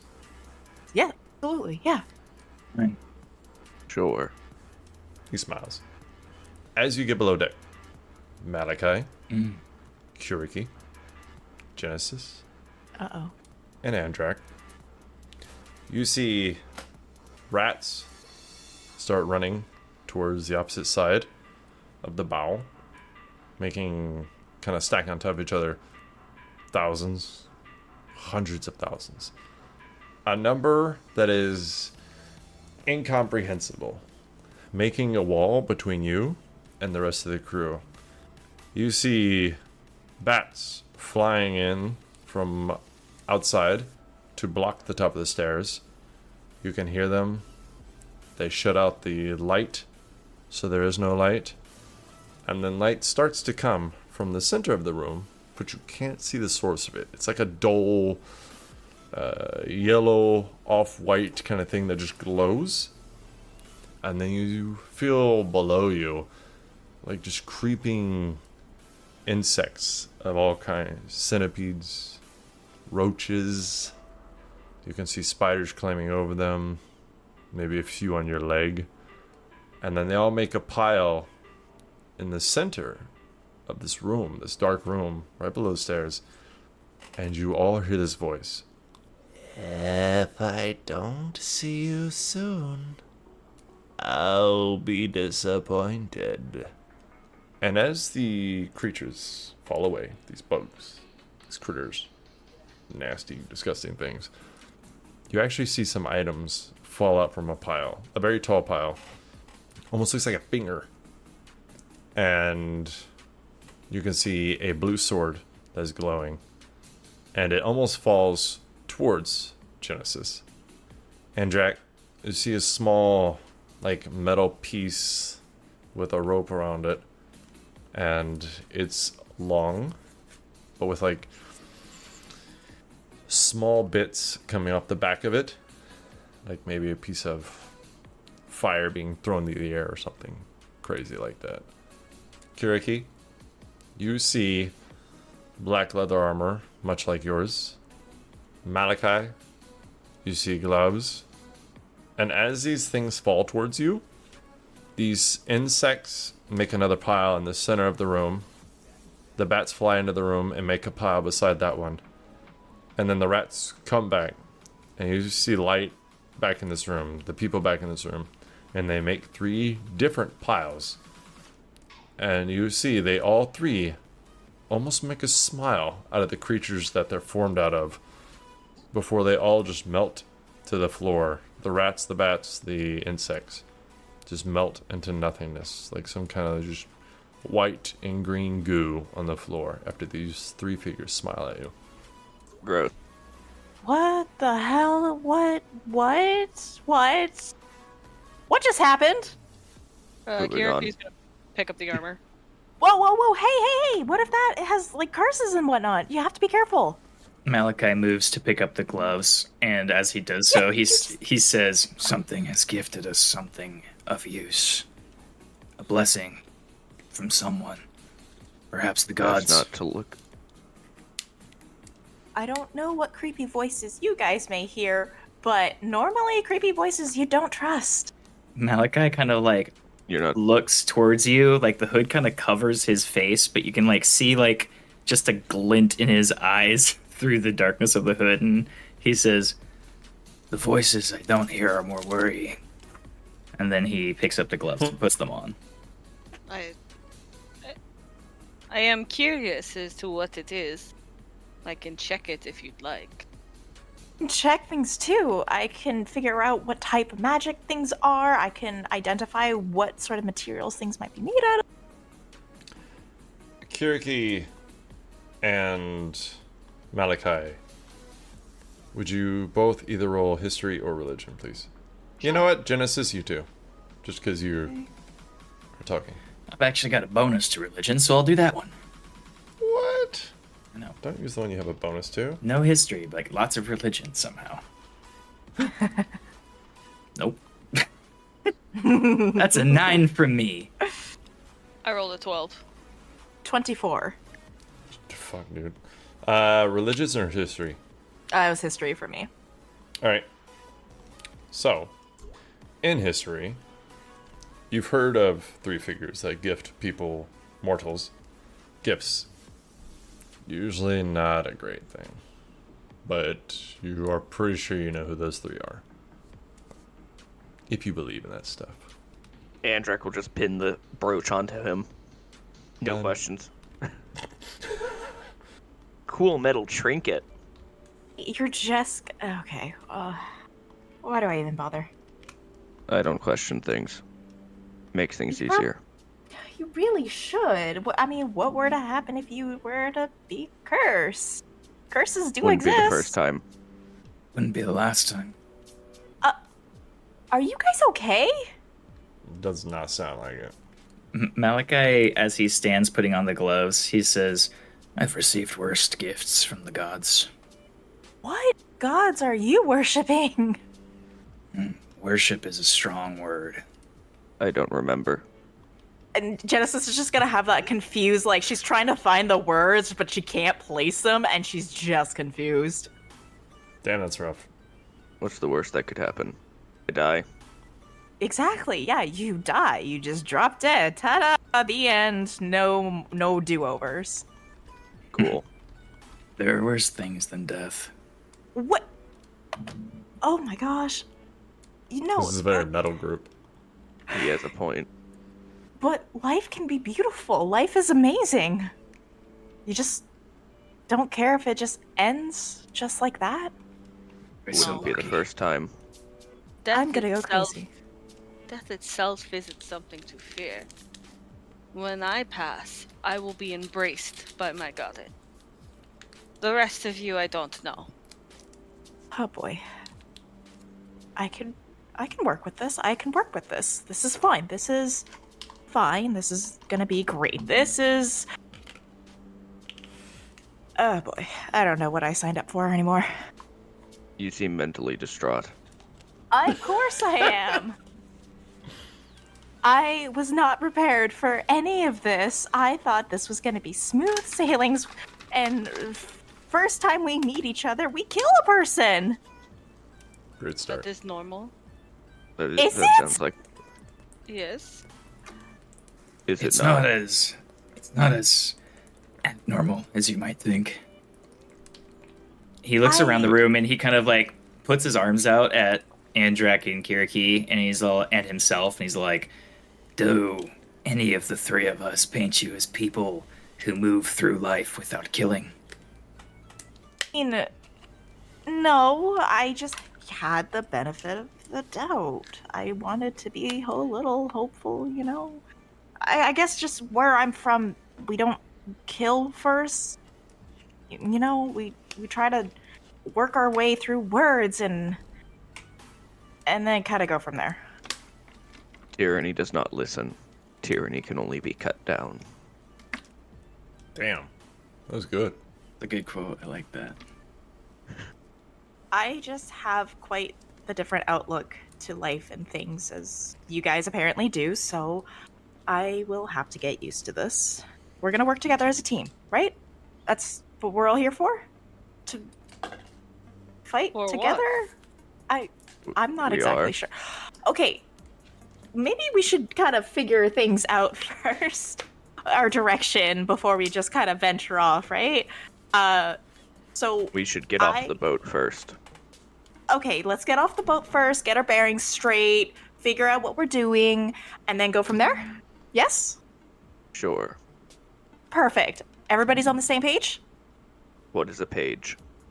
We'll get to that later. And Genesis Reasonable is gonna path. she's gonna, with her skirt, wrap her hands in it and pick up the sword with her hands covered by the skirt. Okay. Have you never held a weapon before? I just don't want to take the chances right now because it could be cursed. Do you want something to carry it in? If you've got something to carry in, I'd love it. Adrak will take off one of his many spare sword frogs and hand it over. Put it on your belt. Fantastic. Okay, can you show And me? then you put...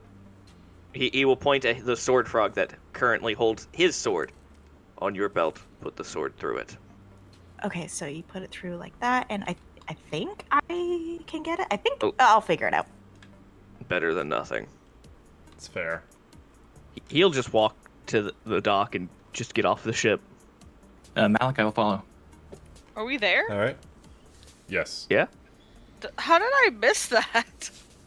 We traveled 2.5 days for this. Two and three quarters. Completely No, missed 3/4. Beck, I'm gonna ask you to be awake for these. That's a lot to ask. I know. I was paying attention and everything. I just missed that detail. The boat captain shakes Kiriki. Wake up, little girl! That's probably You gotta not a hear. good idea. Instantly and dies. Yeah, I was like, No, Probably he doesn't. not the He would. best. He would not shake the fucking Kiriki. He waves at you guys as you get off the boat. I hope you are safe. I hope to see you again. I come here once a month, towards the end, of course. But if you are needing passage, just wait here for me. I will come. If there's not big bad monster things, then I will be here. If there are, don't look for me. That is a You valid... for everything. Yes. A TTFN. Goodbye. Oil your boat's dock more often. The wood needs it. I appreciate it. Thank you. Tall man. And he will whistle again and gesture, and people will pull out the oars and start rowing back out to sea again. And you guys are standing in a ruined port city. You can see crushed boats. Yeah, there's a few that could be salvaged, but for the most part, they're all just fucked up beyond all recognition. The town is demolished. You don't see any corpses or any signs of life or death. Well, maybe a few of death. You can see blood stains here or there. But for the most part, it looks like the town was raided and then picked through, but raided by some kind of devastating creature, which Kuriki has experience with, and Drag has experience with. Malachi, not so much, and Genesis, probably not so much. Not the big ones. Would we have heard about the invasion? Like, would that be common knowledge for us? The invasion, yes, common knowledge. What they are, not common. Okay. Like, Genesis probably saw some scouting or that had just gotten around the people that live in the land. So she's probably fought one or two here and there, or mostly just seeing them run by in the night or something like that. Malachi, he probably has no reason to run into them. Kiriki's out there having a good grand old time, just killing them. And Andrak, that's just another creature in the dark. But he's probably seen a few. Andrak So- will be staring longingly at the boats that are destroyed. His facial expression is still the same. It has not changed once, but he seems to be staring at the boats that are broken.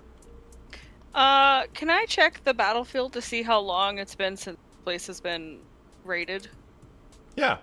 Go ahead and roll initiative as 3 of them run around the building that is close to you, towards you, and the boat behind you.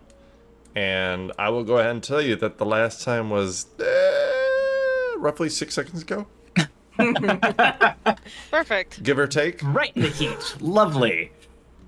There is no grass here. It is just dirt, with buildings cropped up and built here and there.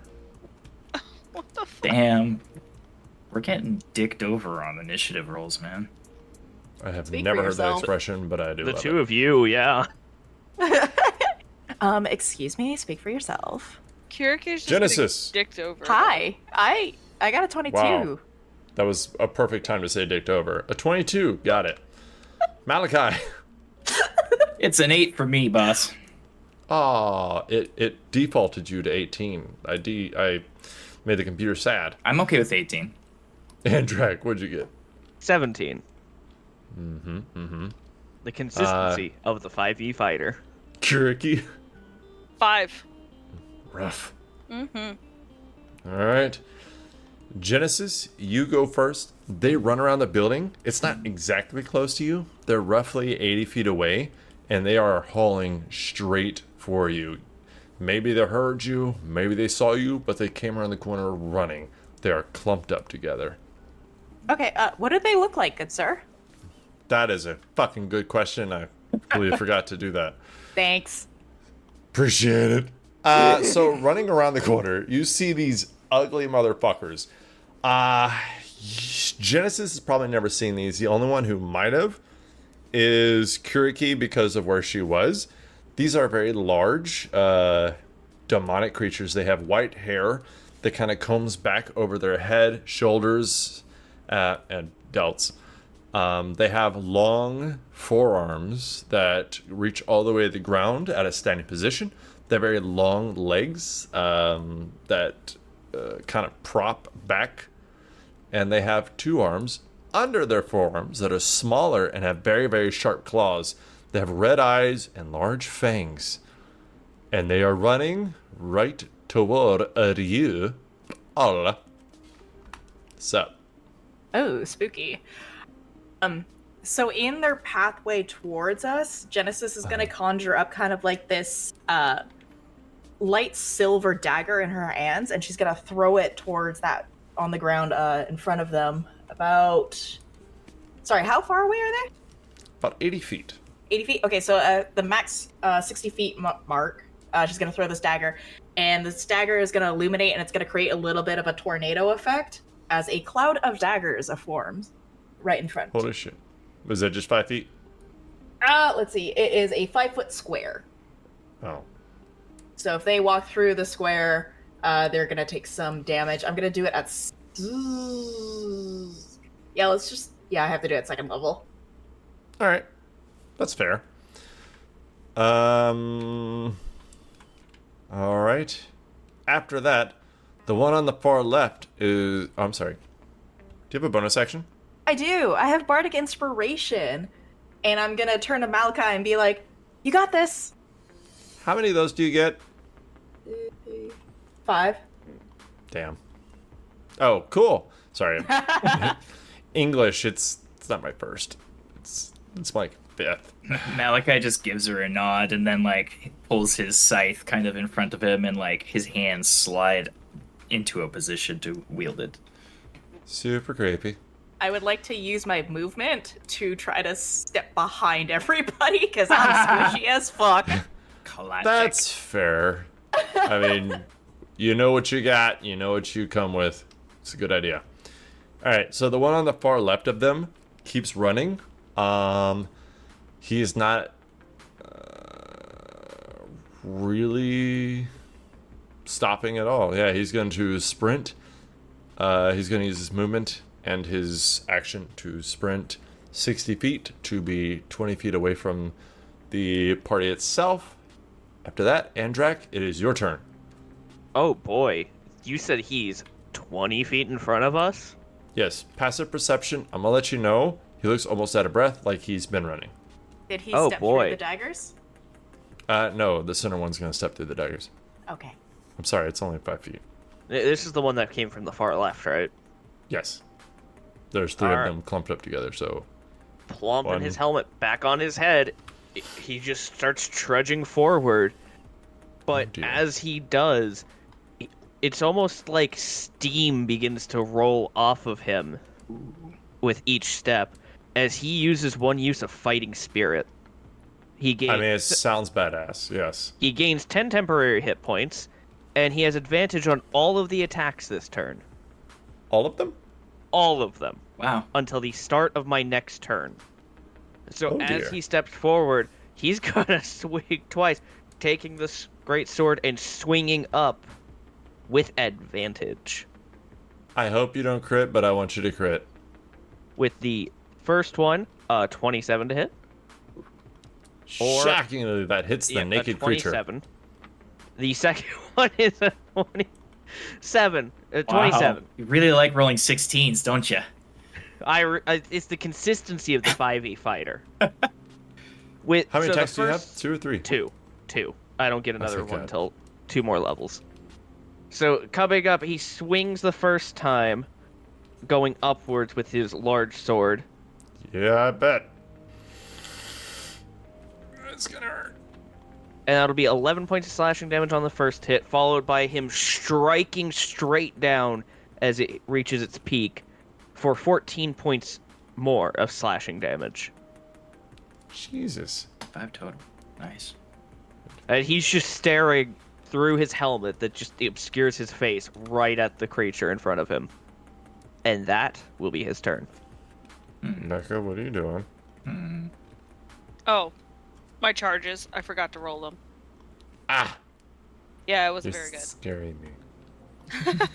Random roll. Alright. Sorry. The one in the middle, the creature in the middle of the group, is going to also run forward 60 feet. He's going to run through the cloud of daggers.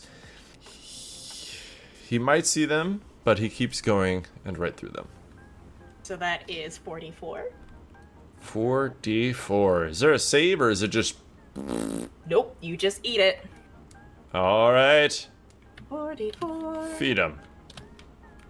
7 slashing. Oof, that's a lot of ones. That is. He looks very emotionally hurt. Malachi, you have 20 feet away from you. You saw Andrak walk up to one and just fucking hit it really, really hard twice. Okay. Malachi is going to look to the other one that is 20 feet away. And he is going to cast his Hexblade's curse on it. He basically, he looks towards it and his eyes kind of glow a, red and then a green. And he speaks a line of a language that is not Greek, but it's a different kind of language. And it is cursed. Once per short rest, a creature you can see within 30 feet is cursed for 1 minute until it dies, I die, or are incapacitated. I gain a +4 bonus to damage rolls and score a critical hit on a 19 or 20. Oh. If it dies, I regain 14 HP. So, he curses it, and then he moves forward and is going to attack it twice with his scythe. Quick question. Yeah. Is it a flat +4 to damage, or is it a flat 1d4? I mean, It is a flat 4 for Hexblade's Curse. I feel like this is going to hurt. Yeah, probably. Okay, if I can roll good. Let's see here. That is plus... First attack is a 23 to hit, Hit. and the second attack is a 22 to hit. That'll hit.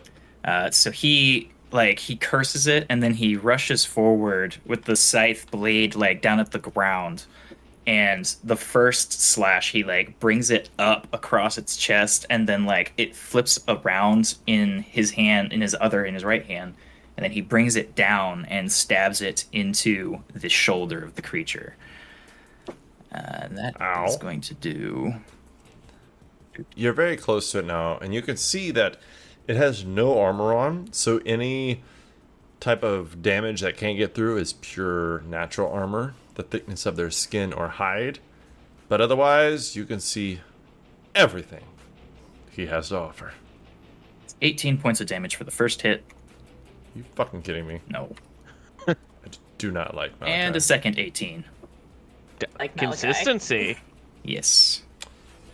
And Oh, that's Malachi's turn after that. He slashes it that once, brings it in for another slash into its shoulder, and then he like pulls the blade out slowly, and he just whispers to it, "Death welcomes you."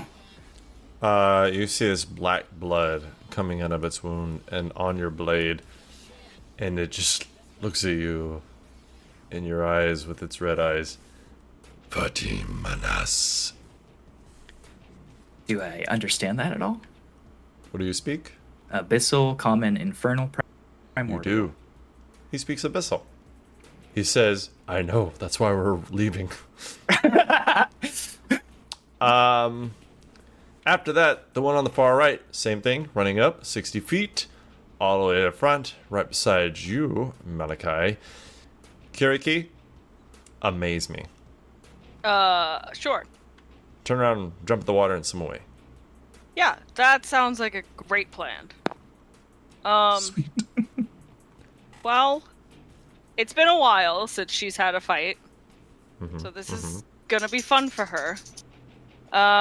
Kiriki is gonna draw both of her scimitars, and how far away from the monster that ran past both Malachi and like the third one that's not being attacked?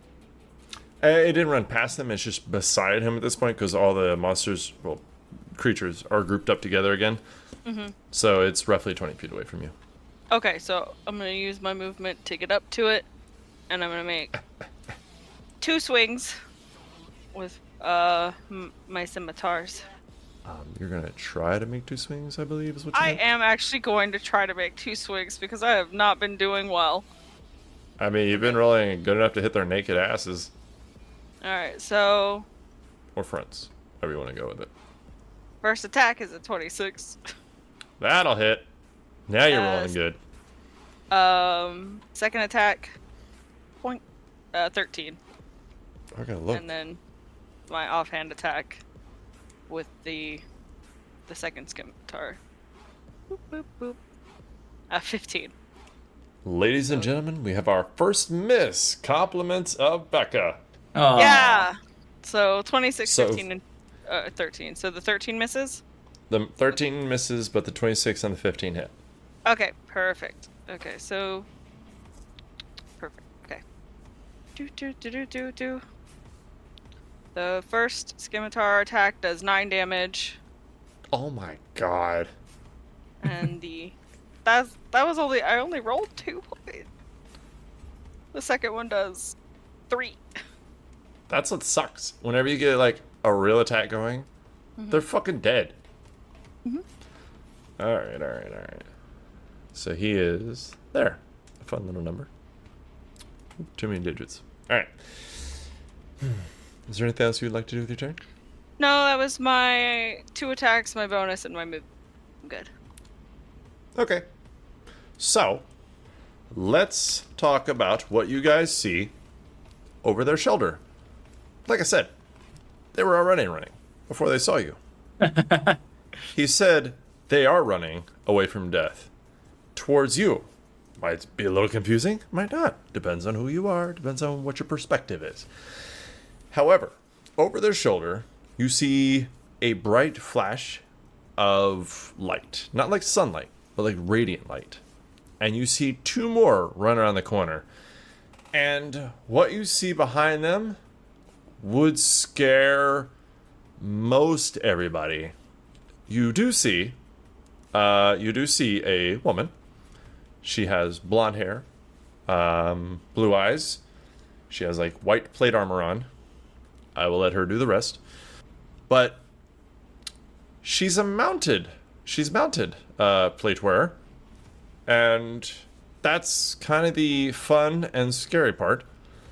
She is mounted on a creature that peaks at 15 feet. That peaks at 40 feet long. And about 17,000 pounds. Running around this corner, chasing these two more creatures, is a large lizard with two tree trunk legs, blue across its back, a very large and long snout with rows of teeth, two smaller arms in front of it, and it is roaring as it quickly is behind them. Aldora, please roll initiative. Okie dokie. Woo, yay! It's And our would you like girl. Would you like to further describe Aldora? Yeah. So, she does have a little bit of a wardrobe change. So,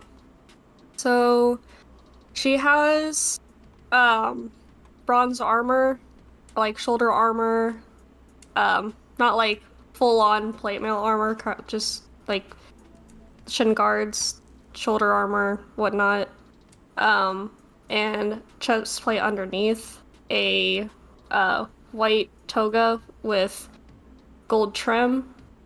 Her belt is bronze. She carries a staff. She is also carrying a giant shield that has owls on it, and more spears on said shield with olive branches engraved on it. She also has a long blue cape, and about like the whole golden hair or blonde hair and blue eyes was, yeah. Does she carry a religious symbol on her? Yeah. Okay. Just for some of the other people, because they will recognize it. I guess when all this is over, but for now, how'd you do? Oh, I need to roll it still. I mean, you could make it up, but I prefer you didn't. 11. 11. Strong. Strong 11. Still better than me. Well, you're not at the bottom. That helps. Kiriki is. Thank you. But for the religious symbol, it was supposed to be the shield that had a religious symbol. Alright. So you will be going in round 2 as you have entered the battle. What name should I use for your mount? Do you have one, or do you want to think about it? Shoot, I actually need to think about it for a second. Take your time. We got a little while. Genesis, you see this large creature come around the corner. You're weird and you're a storyteller, so I would maybe give you a chance to know what it is. But it's a chance, because, you're across the sea. So, not a big chance. Okay, But you're also busy, so fair. use your action economy how you will. Well, I'm gonna maintain concentration on the the Cloud of Daggers, and then I'm going to hold an attack action with my dagger because I'm still not trusting this sword. And if they come at me and attack me, is when I will stab. So this small, half-human, half-goat pulls out a dagger. Yes, sir.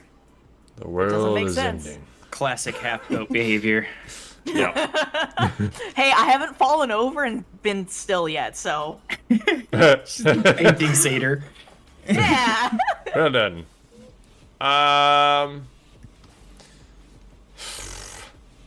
It's gonna keep running.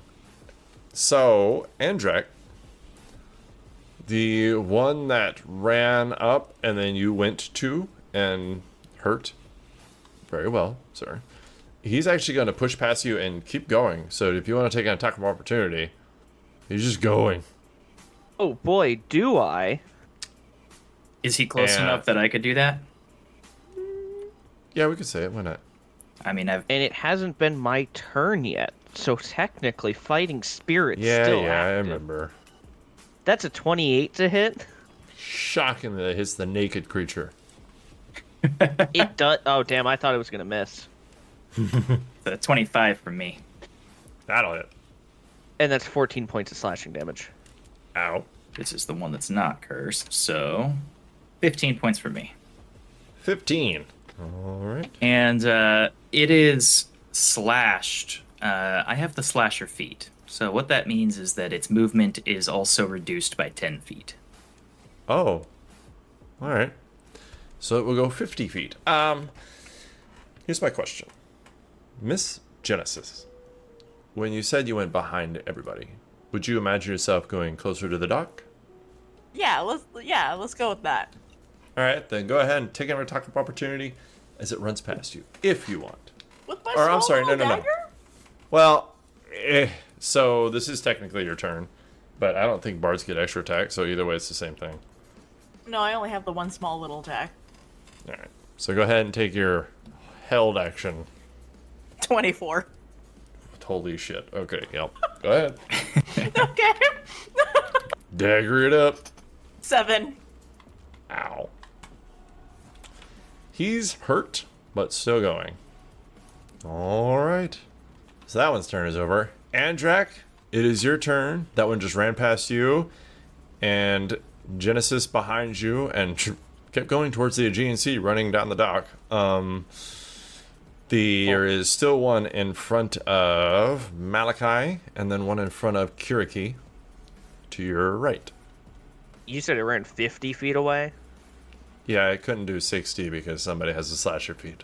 Hee hee. Yeah, I don't want to deal with that. That's a lot of running when there's more to hit. Turning around after that, his eyes lock on to the next one that Malachi cursed. Yeeth. And he's going for it. Let me just get that ready.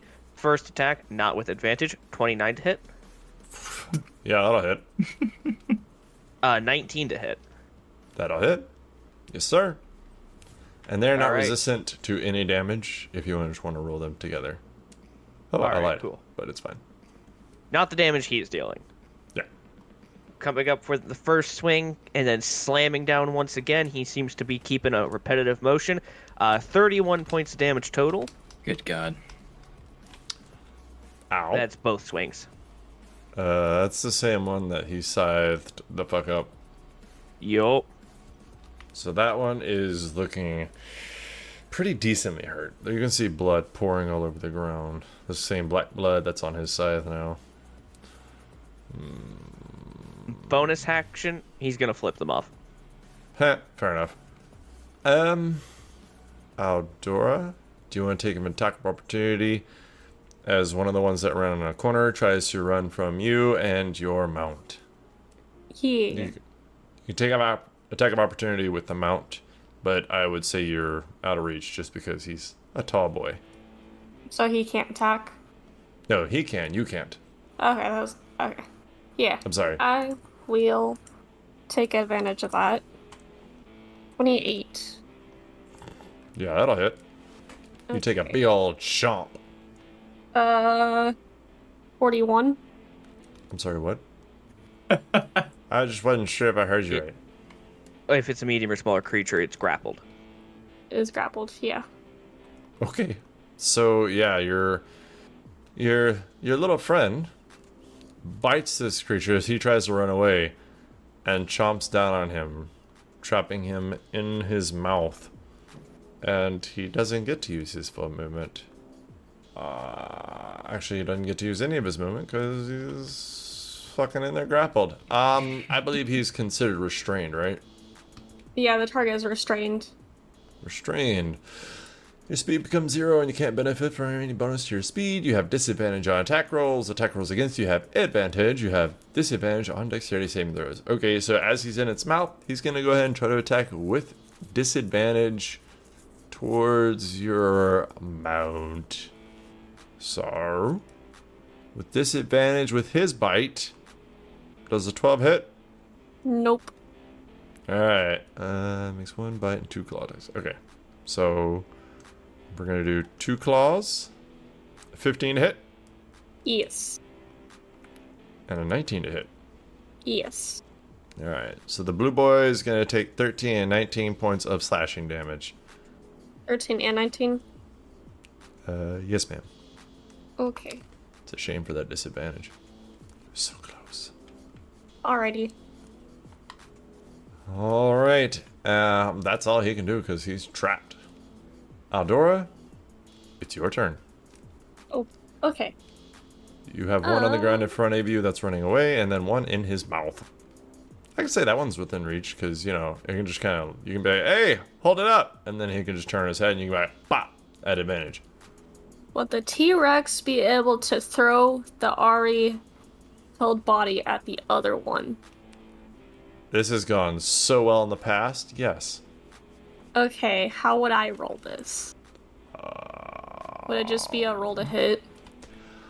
Let's do a strength check and a to hit. Looks like throwing things back on the menu, boys. Actually, just do 2 strength checks because he's not proficient in throwing bodies, Okay. which is arguable, but still. I mean, like, since he already has, I'm assuming, one of the little things in his mouth. 20. Uh-huh. Okay, so now roll to hit. Just roll another strength check. 16. I mean, he's not really throwing them far. So, yeah, you collide one with the other.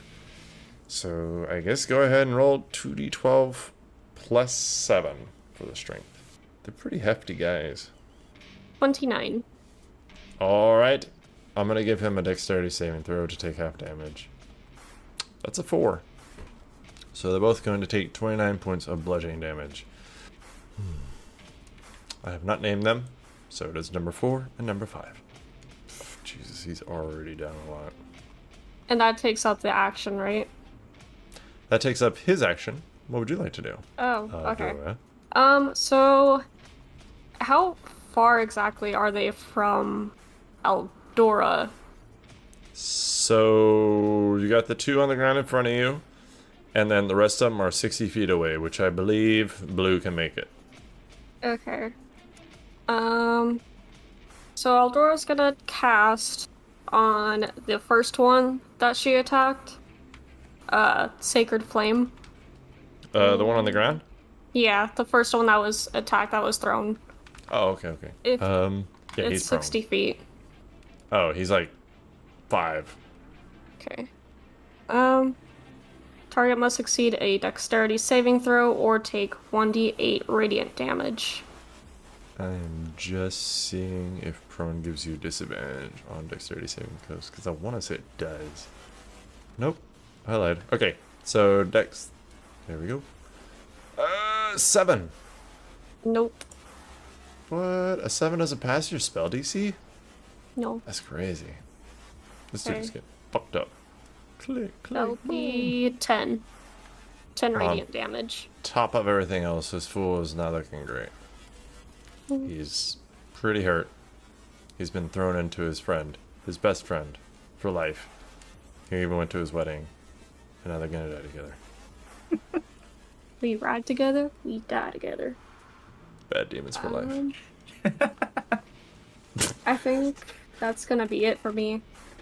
Alrighty. God, I forgot who number 4 was. Okay, so the one who got married recently to a female demon named Helga, and had his best friend, I his get best it. man.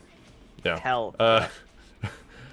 Thrown into him, is prone on the ground. So he pushes his friend off of him. He's like, "What the fuck? You're my best man. What are you doing?" He just happens movement, looks up, realizes he's gonna die.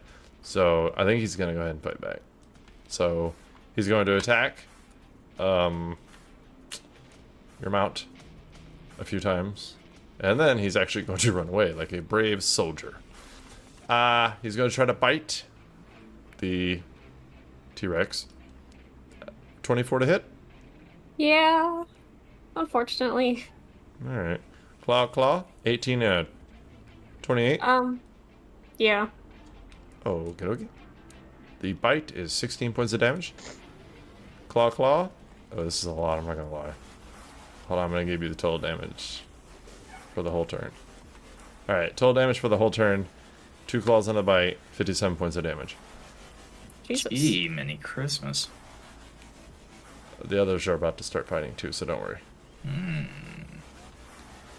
It's gonna get fun. Alrighty then. So that's his whole turn. He looks like he's just roaring and trying to stand his ground, although he looks decently hurt. Malachi, it is your turn.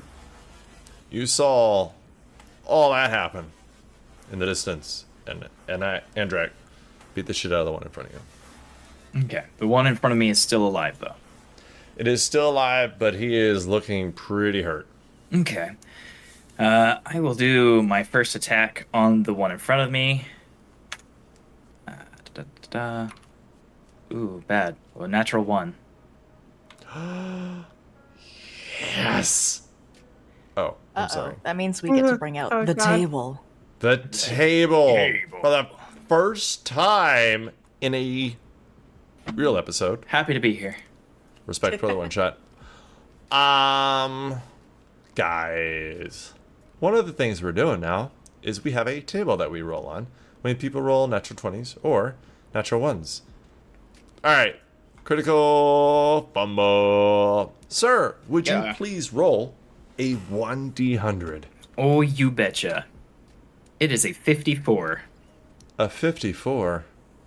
Oh shit. Damn, that sucks. So you fall prone. Roll a dexterity save real quick. Dex save. DC 10. DC 10. I've got a pretty good chance of doing that. 12.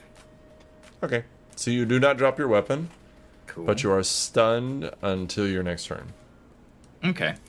So Malachi reaches out to slash at this thing, and then I'm just gonna say, like, he sees all of this stuff happen with this giant creature, this glowing white energy, all this stuff happens, he gets completely distracted and like pivots in a way that he's trying to assess the new danger and accidentally like trips on a rock and just does a tumble.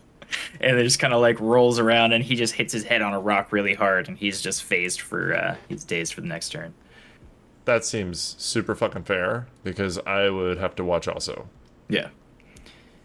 That's crazy shit going on. Yeah, there's a lot just happened and he was not prepared for any of that. Then I suppose that is in fact my turn. Okay. Kiriki. You slashed at the one in front of you. Mm-hmm. And he is going to open his mouth and claws and roar at you, which I will not do right now today because I've done a lot of talking and my throat is like, stop it. So, this one is going to roar and then try to bite and claw you, madam. So, I'm going to ask you 3 questions. Okay? Does a 16 hit? No. What about a 10? No. I swear to God, it better not get lower. Oh, what about a 19? Yes.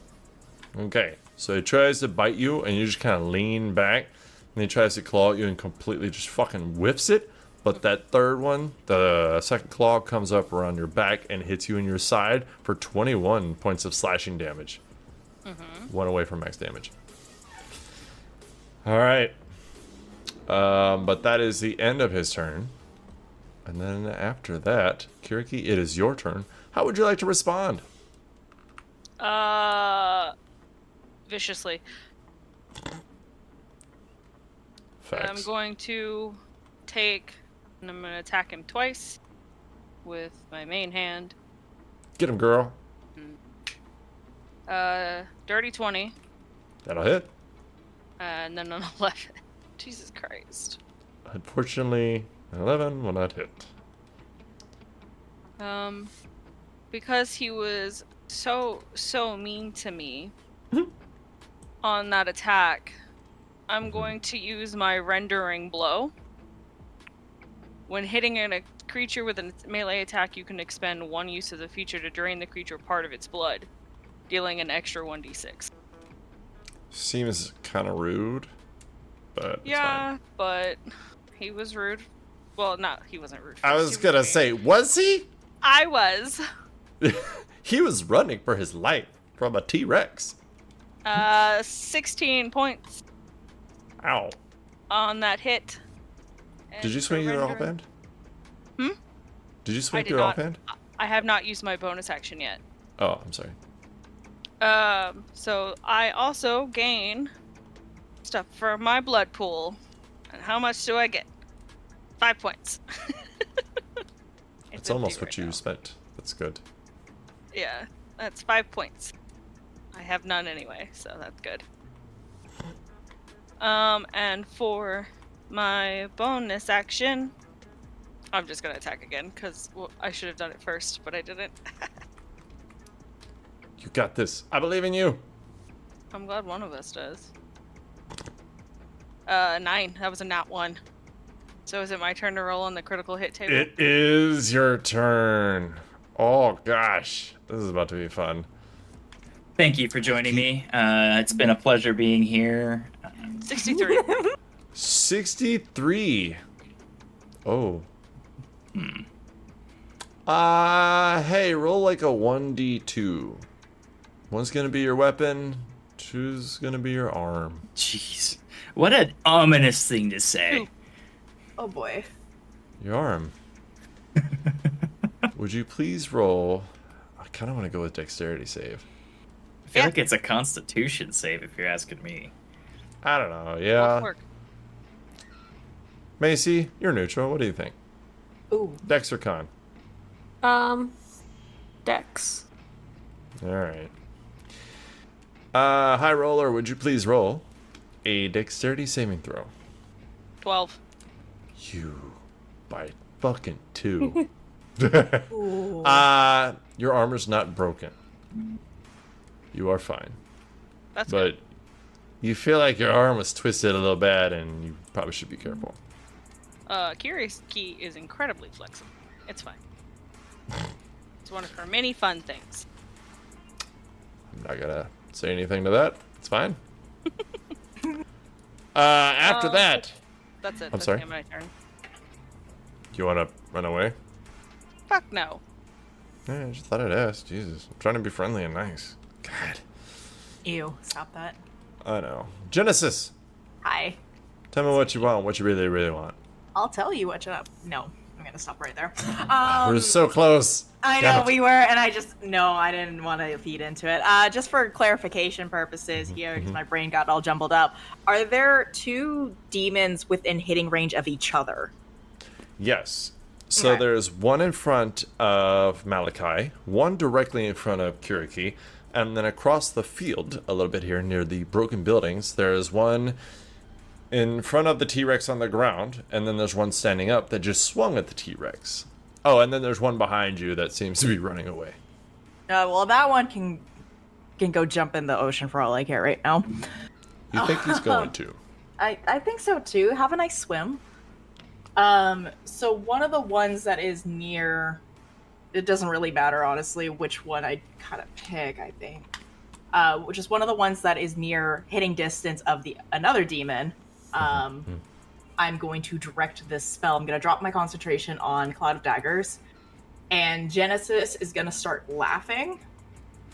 And as she laughs, these vines appear on her forehead, and they kind of run down her neck.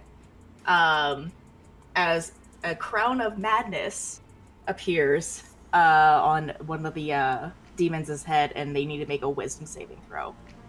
Are you sure? I'm positive. All right. Wisdom saving throw. Uh-oh, no bonus. That is a 14. So these, instead of these vines appearing on his head, thorns, a crown of thorns appear on their head. So the charm target must use its action before moving on each of its turns to make a melee attack against a creature other than itself that I mentally choose, and I choose one of the other demons. Okay. So,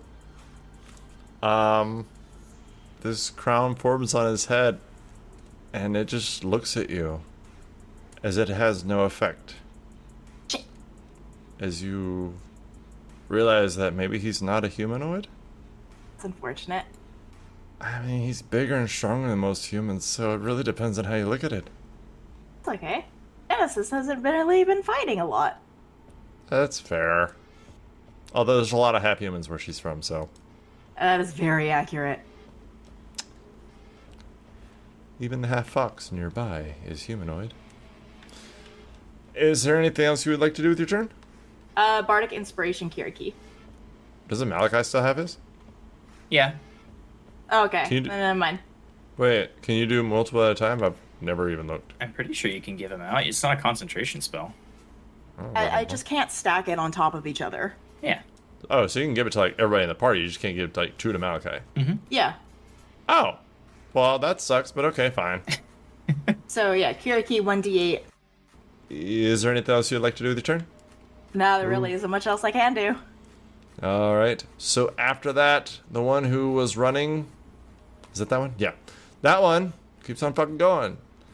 You do that, and you hear like a loud sploosh behind you, and then like this slapping sound, and you kind of like glance over your shoulder, Genesis, and you realize that one really is swimming away. He's got 4 arms technically, so he's actually a pretty good swimmer. Uh-huh. He's alright. Not very aerodynamic, but it's fine. Andrak, you got one in front of Malachi. Hey, looking great. What do you want to do? Coming up with a swing. He's gonna swing at it. Still, Andrak steps up to the plate. still just swinging. The steam is still all over him, so that's fun. That's because he's hot. It's just his muscle density causes water to turn into steam instantly. That's not the only thing. That is a 23 for the first swing. He does not have advantage, but I'm just saying he still has his temporary hit points. That'll hit.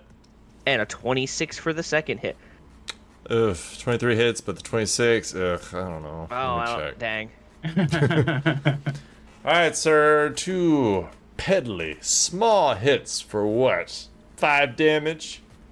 27 points of slashing damage across this guy's stomach as Andrak swings once fully sideways like a baseball bat, cleaving into their gut, followed up by a thrust of the blade. Nice. Yeah, I mean, you ain't fucking kidding. Hold on. Is he still alive? Yeah, but not by much. Bonus action once again, he's just like flipping him off. He has nothing to do for his bonus action, so there he goes. Yeah, I mean, he just, like, roars out at you. Just, actually, you know what? It's his turn. Why not? He roars out at you, and even though there's, like, blood covering his own face and his entire body dripping on the ground, he just opens up his claws before he bites. Just...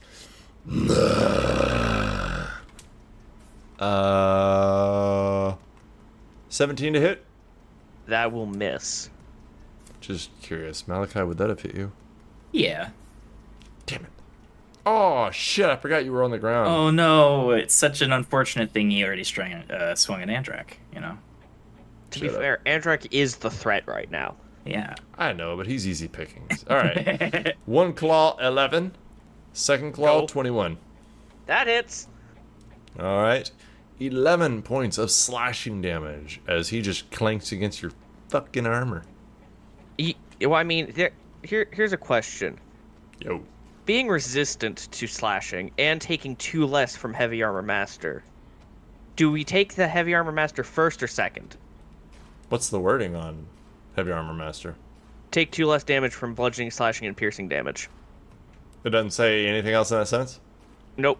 I could take it off before or after. Let's take it off afterward, because I think that'll give Okay. you the best bonus, and I like you right now. So, So, 5, That'll then be minus 3. 2, 3. Yeah, 3 points of slashing damage. Brilliant. Andrak just does not look phased. Bummer. Alright. You win this round. Gosh, that sucks. Nope. So the one who got thrown is going to stand up, and then, you know what? He's gonna try to go for you, Aldora. I am going to try to climb your mount. So he does poorly. Freaking balls on You're this gonna mount demon. her mount? He's gonna try. He rolls fucking terribly. He tries to climb up, and you see his claws almost digging into your poor little baby, but he falls down, and then he just can't really get back up, so he's prone again, and he's gonna take one claw attack at his legs. Ooh, 25 to hit. Damn. Yeah. 10 points of slashing damage on the legs. Okay. The blue. Alright. Next in the initiative order is Aldora. Okay. Aldora will dismount. She just kind of slides off the side. And it's probably gonna be a little bit of a waste, but I'm also really worried.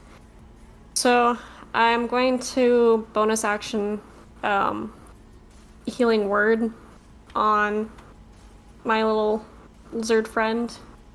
Well, I shouldn't even say little. And that will... My lizard friend will heal... Oh wow, that was terrible. The 10 points of damage back. Holy shit. And now that she has about like 15 of movement speed. If she were to melee attack, she could get the one that was right in front of So them, right? there's the one that tried to climb and attack you that fell on the ground. So she would actually have advantage on it because it fell on the ground. Then yeah, I'll just hit that one. Damn. 9? Okay. You mean plus Unfortunately, that does not hit. Fortunately, you had advantage, so you get to disregard the last one you rolled. Yeah. I'm not doing Yeah. so good. I mean, have you seen Becca's rolls? Also, I'm Yeah. currently stunned on the Also- ground. Yeah, I was about to Oh. say. Yeah. Yeah, I'm not doing super either. At least you're not that guy. Bright side to everything. Well, I did something. I healed. That's fair. Okay, but yeah, that's kind of my turn. Although I actually do have a couple of questions for Aldora. Can I talk to Yeah. Aldora real quick? Hey Aldora, how you doing? Yeah. So now that you've jumped down, the one that attacked the T-Rex is actually going to attack you because you did the pretty lights and healed it. Unfortunately, the very first thing it did was roll a natural 1, but then it rolled really good on the claws. So the natural 1 could have an effect like Malachi, where it fucks up the rest of his turn, but if it doesn't, it's probably gonna hurt. So let's roll a percentage, and then it is, what kind type of damage doesn't matter. All right, so boom. Oh, no. Oh wow. Oh, jeez. I like how it just says bad. So I got a 98, so that means roll twice on the fumble table. If this comes up again, re-roll. 11. So trip. Dexterity, where are you? 13. So he doesn't trip and fall. There's a lot there. Okay. Trip, roll. Okay. Alright, so he is distracted, I guess, by his friend on the ground getting fucked up, but he does not fall. However, the second roll is an 87. What is it, Kevin? Moron! Hit self, double damage. Oh no. Jeez. Okay, so hits himself for 28 points of fucking damage. Jesus. He like bites his tongue off with that kind of fucking damage. That's fucking terrible. It's like Alright. the fumble is called moron. That's really funny to me. I mean, if it fits, it fits. So this poor son of a bitch, he reaches out to bite you, and he ends up biting his own fucking tongue. And you just see like the very tip of it fall to the ground. And his eyes go wide, and then he kind of glares out as he slashes at you twice with his claws. Oh, God, he looks hurt. The first hit is a 26. Yeah, that hits. Yeah, second claw is a 23. That also hits. Yeah, I kind of figured the claws were going to hit. Boop, boop. That is a combined 31 points of damage. 16 from one, 15 from the other. Okay. You just see this blood kind of slinging all over him as his tongue hangs out the side of his mouth, and his mouth is filling up with this black blood. He seems angry and hurt, sad, and panicked at the same time. So many emotions all at once. Very complex demon. Yeah, he's a demon with real feelings. He contains multitudes. Yeah. Malachi. Oh boy. You kind of come back to your senses. You are prone, but you can see Andrak and the other one fighting above you and over you. Okay. So he kind of shakes off the head injury. He just kind of looks up, sees what's going on, decides that the original enemy that he has cursed is still his main target, and he kind of uses... he's going to use his 15 feet of movement to get up from prone. And then, is the demon still within 5 feet or 10 feet of reach? Yes, sir. It is actually almost above you. You think it either didn't see you as a threat or completely forgot you were there. One of the two. Okay. So he'll stand up with 15 feet and then move back an additional 5 feet, excuse me, and take a swing with his scythe and hopefully not roll another nat 1. So this is a nat 20. I know it. 17 to hit. That will hit. All right. I'm going to roll damage just to see if I kill him before I do my second attack here. 17 damage. He has 5 hit points. All right, then I'll roll my second attack. I mean, he's still alive. That's 24 to hit. That'll hit. And an additional 14 points of damage.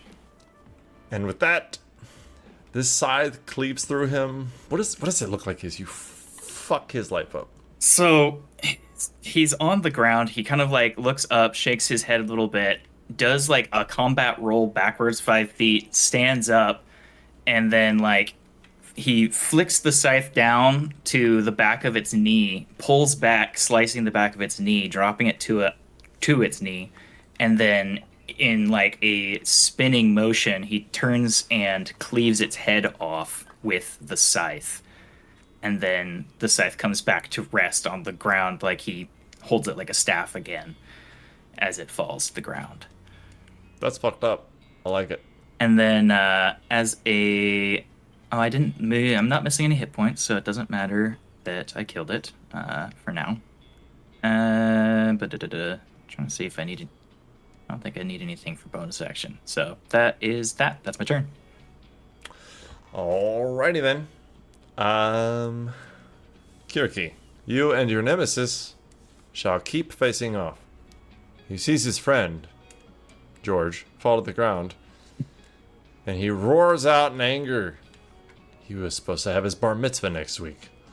Damn. He's gonna bite you. Oh, no he's not. That's a 10 to hit. No. Okay, that's fair. What about 26? Yeah. What about 16? No. This dude is not great. 23 points of damage. Sure, I'll take that. That's pretty great. Alrighty, that's all he can do. Kiriki, how do you want to respond? I guess I'm just... Oh, bonus action. Yeah? I'm going to cast... She's gonna, like, quickly slash herself in the thigh and cast Bloodlust. And the monster in front will watch as she slashes, the blood will, like, sink into her, like she doesn't bleed very hard. And it's gonna sink into her, skin and as her eyes glow a bright red through the mask. And that gives me... I deal extra damage with my melee attack. And I have to roll my little thing. 6. So you deal an extra 6 points of damage? I do an extra 6. Yep. I do an extra 1d4. Ah. Yeah. Because I only used 5 of my own hit points. Or 6 of my own hit points. So now I can roll my attacks. First attack. Wait, do you do an extra 1d4 on all your attacks? Yes. No. It's Oh, he said that. I'm on your team. He's not. I'm sorry. yeah. It's only this round. That's still an extra 3d4. Yeah, so first attack. Another natural 1. Oh no. Okay. You have advantage for some reason? No, but I'm just gonna go ahead. Yikes. 28 for the second attack. Yes, ma'am. That'll hit. Good lord. Kiriki, get it together. 15 points of slashing damage, and now. So, before I do the 15 points of damage, let's see the result of that natural 13. It's not I bad. don't even have the chart up, so I like it being a little bit of a surprise. It's alright. The lower the number, the easier it is. The not bad it is. However you say that in English. Roll a dexterity saving throw. This will matter. Get above a 10. 17. Alright. So you're good. You do not fall. The reason I say it would have mattered is because if you're prone, it's an attack with disadvantage. Alright. So your second hit landed. He takes 15 points of damage. What about your offhand bullshit? Oh, that was my bonus action. Wait. Not my offhand you're the- bonus action. Your And I- make everything blood was bonus action? Yeah, bloodless is a bonus action. Okay. Alrighty then. Is there anything else you'd like to do? No. Okay. Genesis. You see Kiriki and the one in front of her going at it.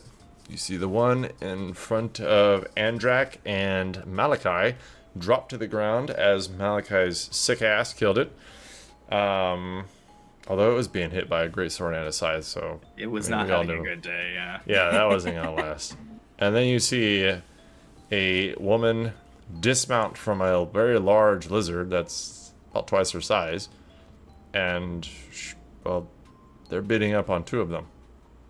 Sounds like a good time. I am gonna call out to Kiriki after seeing her get hit a few times, and I'm gonna ask her, "Do you need any healing?" I'm fine. Covered in blood. It's normal. Her natural state. She is The home. meme with the house on fire. Everything's fine. Everything's fine. Frig, I haven't attuned to the blade yet. Shit. I guess with my small little dagger, I'm gonna say fuck it, and I'm gonna go run up to the closest one I can get to. That would be the one in front of Kiriki.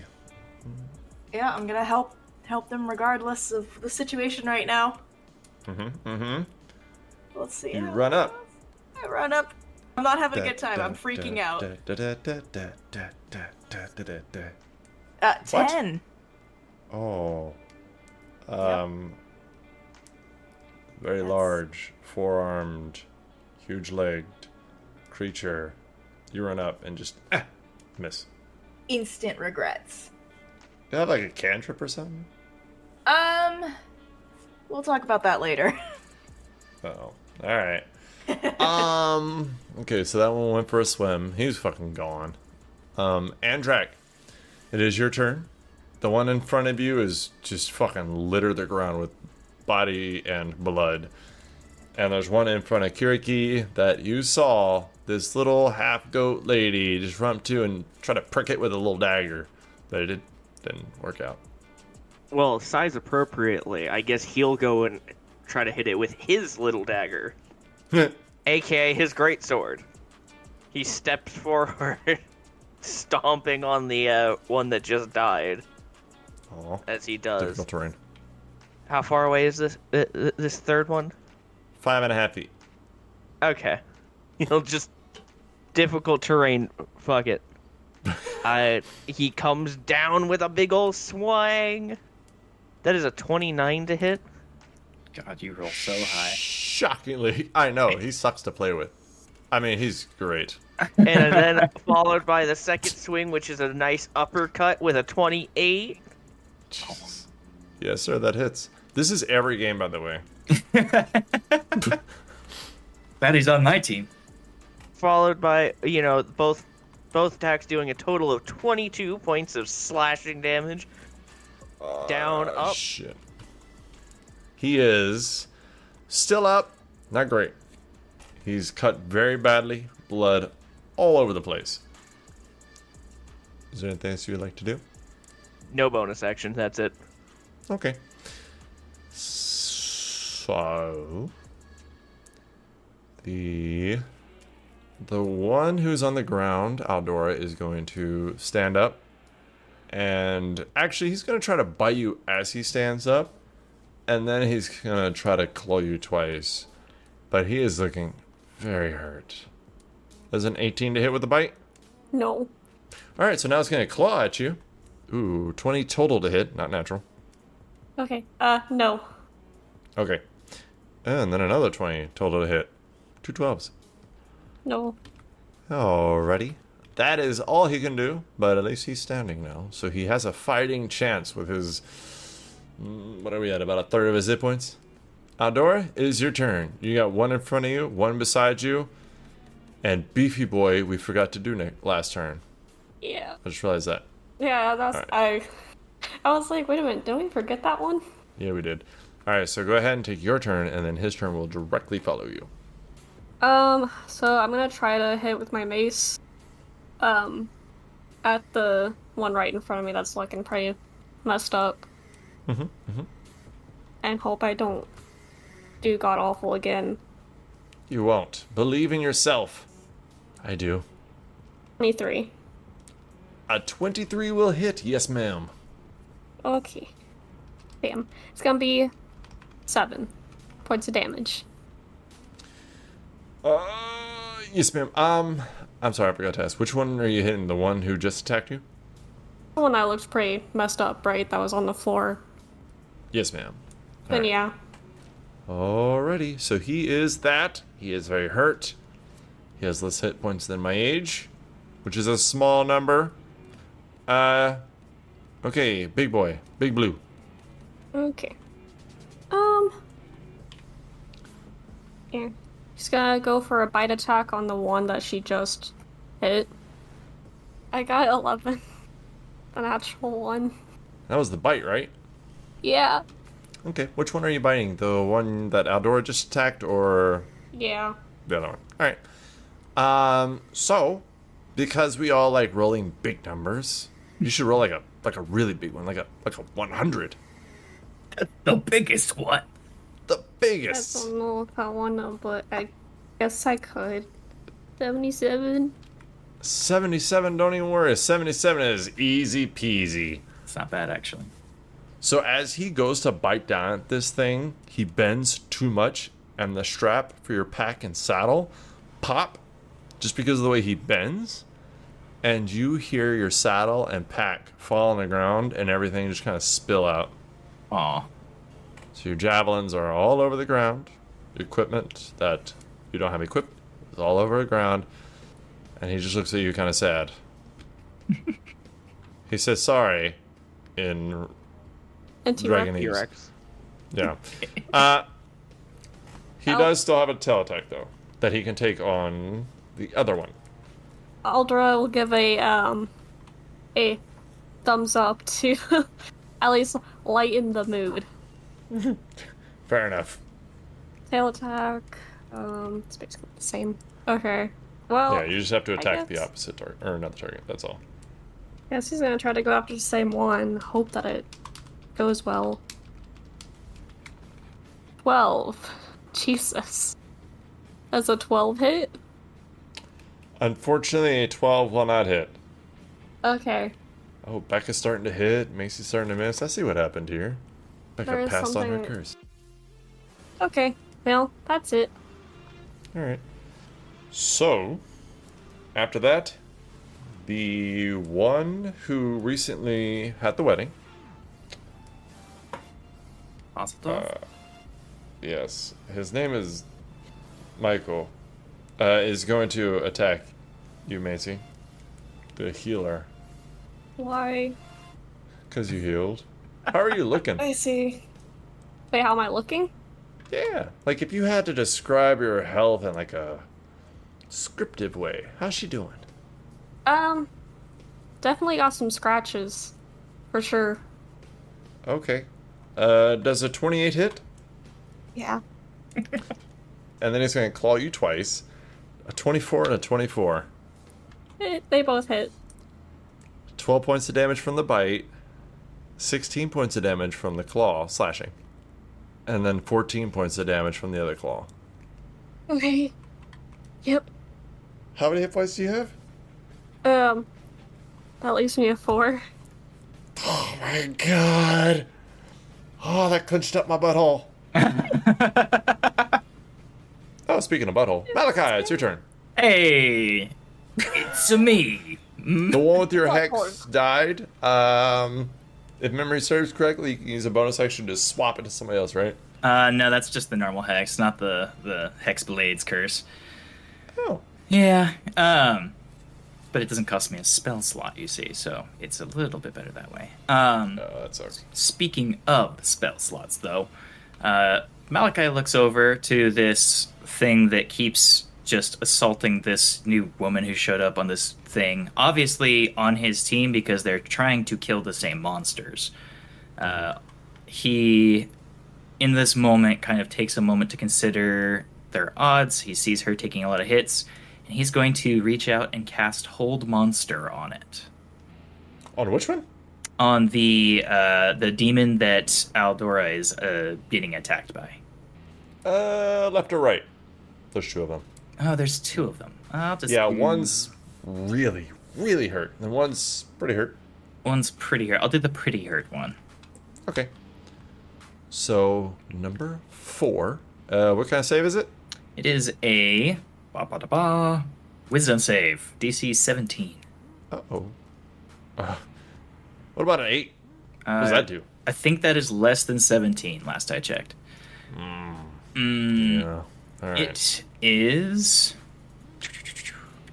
paralyzed for the duration of the spell, which is up to a minute. Oh. Well, it's not great, but all right.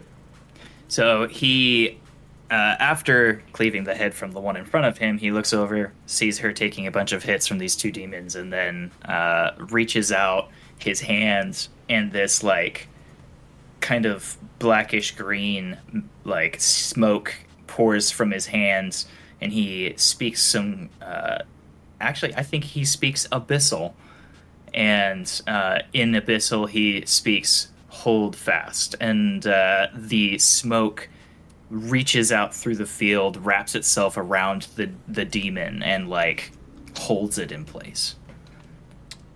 Well, shit. Wait. What spell was it? Hold Monster. Damn. Yeah, I pay attention. That humanoid bullshit. Yeah, so, and then as a bonus action, he is going to run. Are those the last two that are left, those two? No. No, the one on Kiriki is still alive. The one on Kiriki is still alive. Okay. Yeah. I have faith He that looks really hurt, but not exactly on the precipice of death. Okay. And how far away are the two that are in front of Aldora? 60 feet. 60 feet. Okay. Then he will... I guess that's it, because I don't have enough movement to get to it, and I don't have any other bonus actions. So, that's my turn. I will actually get halfway use... there if you want. Yeah, I'll use my movement to get halfway towards the Aldora and those two demons. All right. I'll say you can skirt around the one on the ground so you don't get an attack of opportunity on you. The one on the ground that's dead? No, you skirt around his corpse because his friend, you were next to Kiriki. Oh, yeah. Okay. So you skirt around that one because Andrak is standing on it currently. Because, you know, That makes sense. he's a nice guy. Poor George didn't make it. Yep. All right, Best man in a different wedding. Kiriki, Yeah. I gotta ask you a question. No. Too bait. Oh, I don't know what that was. Too bad? Hey, does a 26 hit? Yeah. What about a 15? No. What about another 15? No. Alright, fine. But he's gonna bite you for 24 points of damage. Okay. Piercing. He just kind of bites you. Looks you in the eyes. Mad as fuck. What do you want to do? He is looking pretty bad. I'm just gonna hit him 3 times. Are you? I'm gonna fucking try. That's the spirit. Could she possibly circle it to flank? She could. 23, 18, and 12. The Don't 23 forget you're and 18. inspired. I'm expired? You're Inspired. I mean, no. Inspired. You have bardic inspiration. Don't forget about that. I do. 23, 18, 12. My offhand was the 12. Are you rolling the inspiration for the 12? I am not. Okay. So the 23 and the 18 do hit. Alright. First attack was 12 points of damage. Ow. Second attack was 13 points of damage. Mm-hmm. He looks a clean Andrak swing away. So like 20 fucking points? Yes. Okay. That's the end of my turn. Is that our new fucking unit of measurement? An Andrak swing away? Americans will use anything. I mean, it worked, so, alright. He does have like an average of like 14 per swing. It just got raised to 20. Don't argue it. It's a compliment. Alright, Genesis. What do you want to do? Feel like. All right, I what can't else you do wanna do? much. Okay. That was a Perish. free action, I think. Crying is bonus. a free action. Wallowing in your own sadness is also a free action. I think Dope. that's why so many people do it. I get it now. I guess Oops. the one in front of me I'm gonna cast Dissonant Whispers on, so it needs to make a wisdom saving throw, DC 17. Wisdom? Wisdom. Oh my god. Uh-huh. So, I know you're surprised, because these creatures, they come across as really, really, really wise. However, does a 3 make it? I regret to inform you that the 3 does not make it. Yes. You look into its eyes, searching its brain for wisdom as you whisper this disgusting words into it, and it just looks at you. Cheese. Cheese? That's what I like heard. Cheese. Cheese. And with that being said, 11 psychic damage. Ouch. Just to be clear, this is the one on Kiriki, right? Yeah. Okay. So he has that left. Okay. He is one preteen away from death. No. No. No? No. Don't say that. That was a lot of no's. Alright, fine. Cheese. Hey. Good lord. Yep, that's it. Alright. You don't have like a bone action? I only have Bardic Inspiration as a bonus action. Do you want to give him inspiration? No. I thought I'd ask. Jeez. No. Alright, fine. Get out of here. Go away. Alright, fine. Andrak, it's your turn. Man, oh man, there is still something alive. There's one alive in front of you. Him and Kiriki are going at it. Genesis is whispered into his ear. I'm gonna do with that what you will. He doesn't know what's And, going on. Beyond, he can swing at it. Coming I like how I ran down off.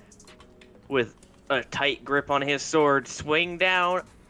17 to hit, Ooh, Oh. that'll hit. and a natural 1. I'll go ahead and get the damage from the first one, but go ahead. And then I'll go ahead and roll my critical fumble. That's 13 points of slashing damage, followed by the funny Wait, 50. what is the 13 points of slashing damage from? His first attack. His second attack is the natural one. Oh, the 17. Okay. Ooh. 52. Hold on, because if you both fall at the same time, I'm going to be so happy. Okay,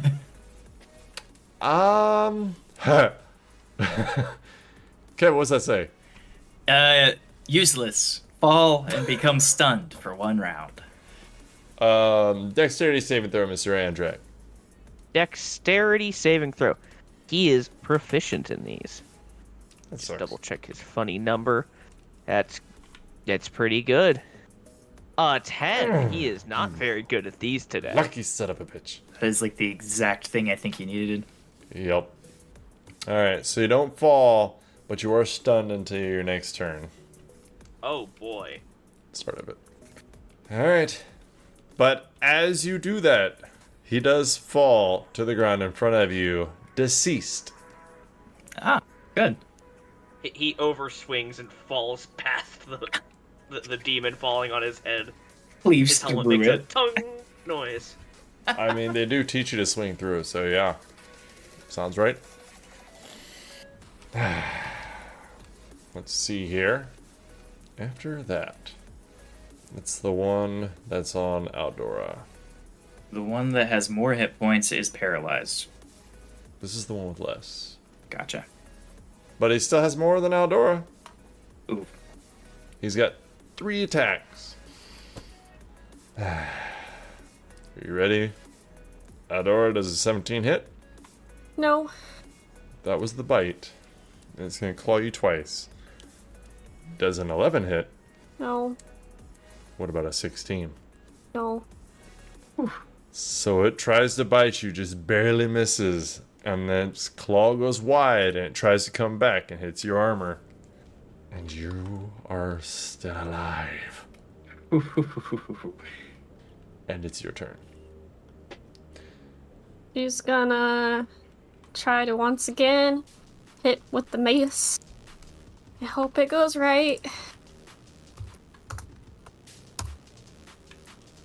8. Which one are you swinging at? The one right in front of me. That's barely alive. Okay. Frick this war priest. You may take an attack action as a bonus action, or you may make an additional attack as a bonus action. You gotta be kidding me. No. Dude! What the What? heck? I got a natural 1. First 7. Lots of For the ones in bonus this action. combat, man. Wait, That's what? it. What is the War Priest feat? What does it say?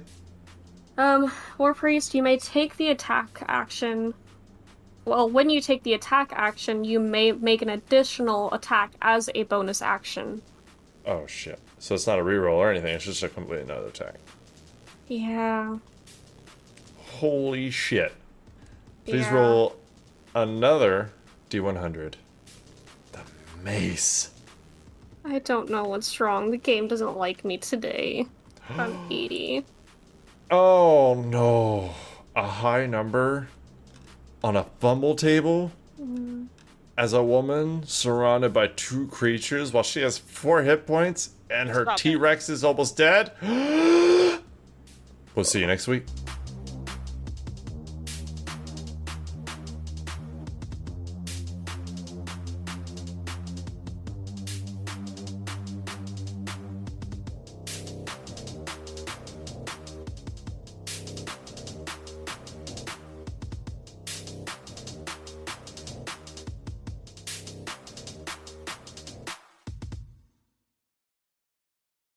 Becca, are you currently saving to buy your... That's stupid. Where's the skip button? I've lost it already. Skip. That seems unprofessional. Mm-mm. Mm-mm. Mm-mm. Mm-mm. Uh-uh. Uh-uh.